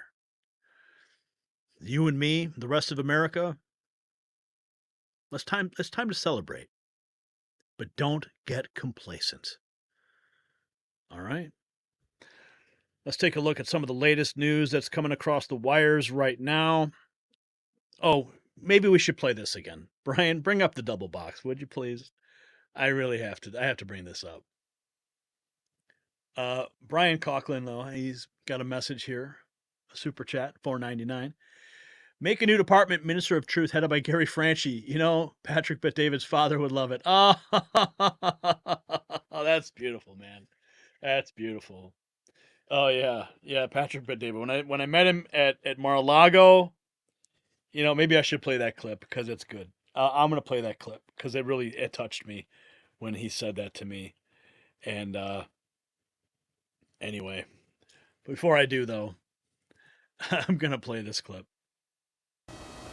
I'm just one person. No. Shut the up, Gary. Last time, only a few thousand votes kept Trump out of office. And this time, we will hold you personally responsible, Gary. Don't forget to vote, Gary. Hold me responsible, Will Ferrell. Hold me responsible. And while we are doing that, let's see. I've got something else I'm going to present here. I'm not going to play that clip. I'm going to find that clip. I'm going to find that clip from Patrick Bet-David's father, and we are going to, because it was such a cool moment, man. It was such a cool moment. If you're following me on X, you will know that it's there. You will have seen it. But I want to bring it up because it was when we were at Mar-a-Lago for that presentation of the film The Man You Don't Know, which has now just broke 50 million views on X. It's a little bit further down in my media feed, but it's worth every second of watching if you haven't seen it yet. You can there's a picture of Mark Dice. I love this man. Okay, where is it? Okay, you got the Trump garbage, you got the rally. Okay, this is our trip from the rally. You guys made us, you guys supported us, you got us there. That was awesome. We could not have gone there, experienced that, and bring you the news back if you guys didn't support us, man. God bless you guys for that fundraising effort. It was remarkable. Absolutely remarkable. Here it is. Okay. The best moment of the night, besides shaking real Donald Trump's hand, was when Patrick Bet-David said this to me. You were one of the three. You said your father watches the Next News Network. Give a shout out to all the viewers, and your dad's watching right now. My dad during COVID, you were one of the three guys he would watch. You have to watch what this man says. You have to watch what this man says. He was a viewer of you in 2020, 2021, 2022. It was awesome. You said, I love it, man. But he says a viewer of me in 2021, 2022. What happened to 2023 and 2024, Patrick? What happened? We might have to make a few phone calls. Here's Dave the Patriot dropping a super chat here. Never forget, save the children. Oh yes, Donald Trump. He's made note of it. I'm sure it's on his agenda, friends. Okay, let's get back into the main feed here. 1 hour ago, Mike Pompeo does not want you to see this video. This is from Roger Stone.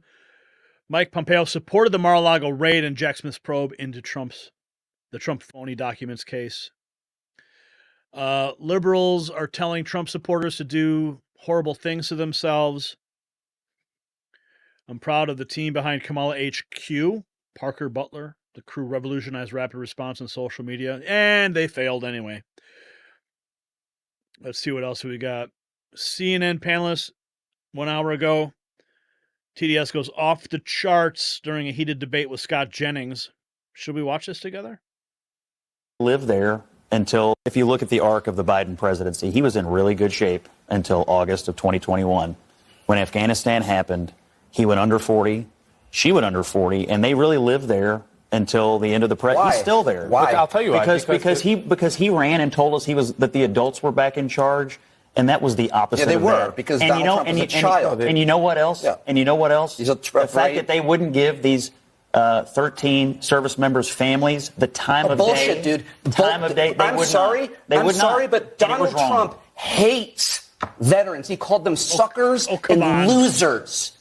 He did. He absolutely, despite he has his whole life. He has his entire life. I know you're super emotional. I just. Of course I am. I'm terrified. I'm telling you, the political reality is that when they made that decision, it doesn't matter. But you don't admit that Donald Trump hates veterans. You don't admit it. You deny a man, Chief John Kelly, a Marine. You deny. You say he lied. You're still campaigning. You say he lied. It's not over. It'll never be over. I want to hear what Cole It'll never be over. You wish. The political reality is when they made that decision and everyone realized, oh my gosh, these aren't the competent adults that we were promised. Donald Trump is. And then when you pile on top of it the decisions that made inflation worse, it was a compounding interest of political crap over time that they could never get out of. And that's how she lost the race. There was a bipartisan consensus to get out of Afghanistan. That wasn't the point. It was the way it was Trump's done. decision to get No, hold on. It was the implementation. It was the fact that they took out our soldiers first instead of last, which is you would think would be common sense. And again, it's like you said, we thought the adults were in the room. That's why people voted for Biden. A return to normalcy, a return to competence. He's a lifelong public servant. We thought we're going to get normal, we're going to get competent. And that's what we did. We did. And the veterans community, Afghanistan doesn't signal that. Afghanistan. The wars in Afghanistan, the war in Iraq, the Republican policies that led to those wars, the idea that Joe Biden made the final difficult decision, and his administration and his military leaders. I mean, you guys live on the tippy top of bullshit mountain. If you actually think that so many people think that the pullout of Afghanistan was the pivot point, are you kidding me? Oh, no, it was. I can read a chart and I can read a poll. I guess you can't. But the reality is when he made that decision. Your petty insults are so weak, dude. You have no idea. Like, I don't even understand if you hear yourself talking. Look, you can laugh all you want, but like, I can't read a chart. Like, it's just so hacky. It's so uninteresting. Look, the reason that we brought this up is because that was from a Democratic. If you look at the arc. Okay, what he says here. Of the Biden presidency, he was in really good shape until August of 2021. When Afghanistan happened, he went under 40. Look at the body language of the leftist. You see him tilt his head. He knows for a fact, but he's not willing to say it on CNN. I mean, just watch him closely. He's like, man, he got me. He got me. I know it. It's true. And then he just digs in his position and just holds it.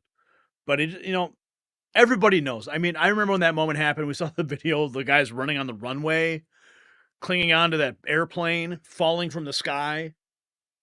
We all knew that was it.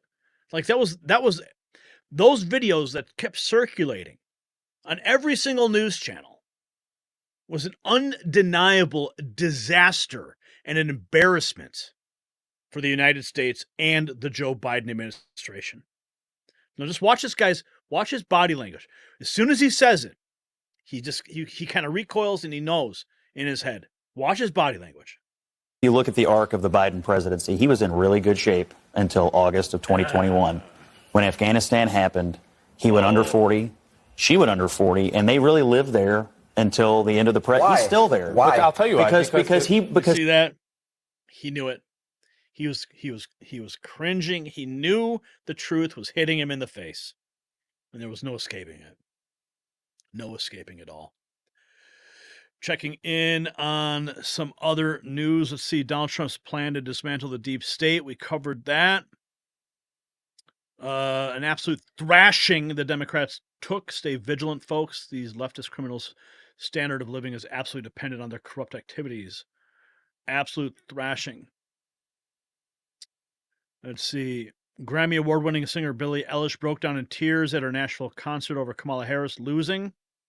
Yes, there will be tears, many tears flowing. Charlie Kirk says, I'm personally going to push for an end to daylight savings time. This is the dumbest thing ever. Trump will bring more light to the world. Yeah, it's about time, man.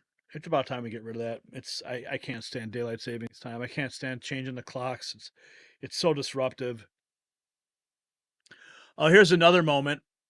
I'm not trolling when I say this.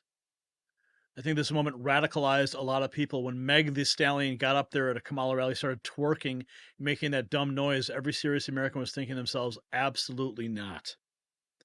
Yeah, that was another embarrassing moment for the Kamala campaign. I remember that. Millions of American women, liberal women, are shaving their heads to protest Donald Trump. Not sure exactly what that is accomplishing, but I guess they'll be easier to spot in a crowd, won't they? Scorned woman says she's going to do something and do something else to white men. TDS is in full swing. This just in an hour ago. Kari Lake continues to gain ground in Arizona U.S. Senate race. After the latest ballot drop, Trump endorsed Lake is now just 43,000 votes behind Democrat Gallego. 22% of the ballots remain to be counted statewide. Every additional batch is trending heavily to Lake. That's really good news. And then we have this new map of California. Look at all that red. 2020 on the left, 2024 on the right. Astounding. Resist the mainstream. Kamala Harris and failed VP pick Governor Tim Walz make racist jokes about white people. And they thought this was a good idea. I don't even want to play it. So, what do you notice about Joe Biden today, Matt Wallace? Yeah, he was in a good mood. Because he knows it's over. He doesn't have to play this game anymore. Kamala, it's like, hey, he's basically just like the weight is off his shoulders. And the fight of this campaign is over. The coup. He knows that this coup, orchestrated by the likes of Barack Obama and George Clooney, people in the back rooms, Pelosi, Schumer, after that horrible debate performance, they stabbed him in the back. They put Kamala in place, and now he is laughing in their faces because they forced him out. Look, guys, you wanted me out? You wanted Kamala? Fine. I'm out. You guys lost. So that's huge. I hope the guy just goes ahead and I hope that he just goes and retires, just goes back to the beach where he loves going and just enjoys his time with his family. Some people may think otherwise, but we got to heal this nation. Even, people are saying that Hunter Biden should be pardoned by Donald Trump. And that would be a beautiful olive branch to show the rest of the country that despite all the attacks, I mean, my mother used to say, kill him with kindness. God rest her soul. She used to say, kill him with kindness. Because you can't say anything bad about someone who's doing something nice for you. If Donald Trump does that for the Biden family, despite all the attacks, it would show huge humanity to them. It says in a properly functioning democracy, the people should get what the people want. Let's see what Elon Musk is tweeting about right now real quick. 203 million followers, man. They say red light helps you sleep better. That was posted 15 hours ago. 27 seconds ago. How to share posts with those who aren't on this platform yet. You can share posts with anyone, even if they aren't on the platform. Just see the icon at the bottom of the right. Tap that. Share this with anyone, even if they aren't on X. Make sure you follow us on X if you haven't joined our X brigade of retweeters and reposters. Follow us over there, and you can send me direct messages. You can interact with me there, a little bit more personal, and you can catch some of the stuff that I post when I'm not in the studio here. You'll get a sneak peek of some of the things that we're looking at throughout the day as I retweet things and bookmark things and bring them into the show. 1 minute ago, Elon Musk says all-time high usage of the platform. Look at that. Amazing. So really great things are happening. And our X profile is growing, which is cool. Checking in on the premium, taking a look at our analytics for this account. Let's see. On the November 6th, we had 40,000 impressions. Now, that might not be a lot for some people, but for our specific profile, I'd say it's pretty good. You know, we got more. Let's see, new follows. We'll do a chart there. So let's see, the green line, I believe. Yeah, the green line is new follows. So on November 5th, we picked up 169 new followers. On the 6th, we only had 52. The 7th, we had 34. And on the 8th, 81. So it's growing. It's growing slowly. And we are monetized on that platform too, which is also exciting. Another way that we can continue bringing you news and information and keep supporting this effort because of this new monetization that Elon Musk has put forward. Let's see. Chris D. Jackson. This is something that Elon Musk, did he repost this? No, this is not. Who's Chris D. Jackson? To those attacking my president, let me remind you that Joseph Biden Jr. is the only person alive ever to take down President Trump. Let that sink in. Oh, really, Chris Jackson? Dad, husband, 16 years in elected office, election aficionado, party chairman, strategist, radio podcast host, animal advocate, 100,000 followers. Oh, I get it. Here he is. Yeah, he thinks that because Biden beat him in 2020, that somehow he's the only person ever to beat Donald Trump. But we all know what happened in 2020. So this guy is another living in La La Land type person. Okay, I'm going to check in on any last minute super chats, and I've got more work ahead of me. I got to make a bunch of thumbnails now. Okay, no more new super chats. I'm checking in on the main chat real quick. Chris D. Jackson is hilarious as Harness. Last Stitch. Whoa. Pardon the J6 heroes. Absolutely. Yes, he needs to pardon them for sure. Gary, you always state the truth. Thank you. Thank you, Dixie. Go fire Millie. Yeah, he needs to be fired too, Nick. Dude, they're going to arrest Trump. I don't think that's going to happen now. Sailor Spirit says it was said Harris Biden are waiting for a huge push of illegals to enter the U.S. Yeah, there's probably going to be another one. Yeah, Jason says they are not going to arrest Trump. Wow. Love you guys, man. What a great show tonight. We had like 6,000 people watching, over 6,000 people watching for a good amount of the show. And the show's only going to continue to grow because you guys are out there sharing it and telling your friends. And if you see me out there on the street, don't be a stranger. You know, come up, say hello. I'm not I'm not a mean guy.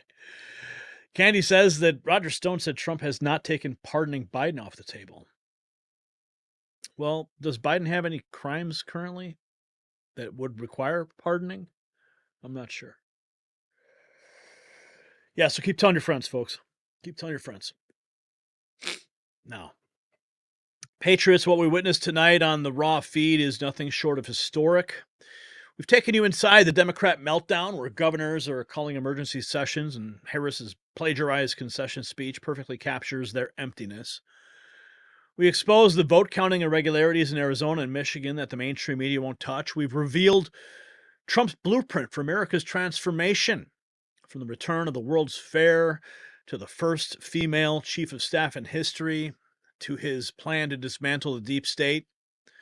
We've shown you how the world is already bending to America's renewed strength. Hamas calling for peace, Putin ready to negotiate, even China, their media, buzzing about Trump's crypto plans. And we've documented the complete collapse of the legal warfare machine built to stop Trump, with Jack Smith stepping down and explosive declassifications on the horizon. But none of this would be possible without you, our Raw Feed family. Your super chats, your Rumble rants, they have been incredible. My friends, you're not just watching history, you are helping us document it. Speaking of support, I need to be direct with you. The forces trying to silence us are more powerful than ever. They don't want these truths getting out.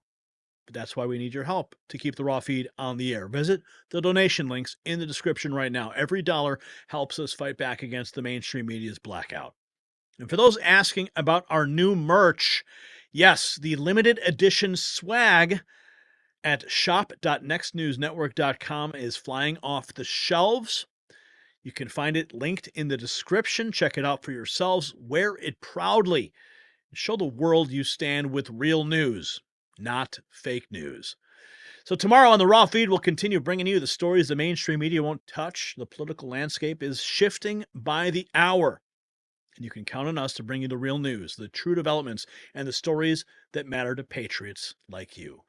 Remember, patriots, share the stream. Text it to friends. Post it everywhere. The algorithms can't stop us if we work together. Follow us on Rumble and X to stay ahead of the censors. The revolution won't be televised, but it will be streamed right here on the Raw Feed. I'm Gary Franchi, and until tomorrow, keep fighting for the truth. Good night, America.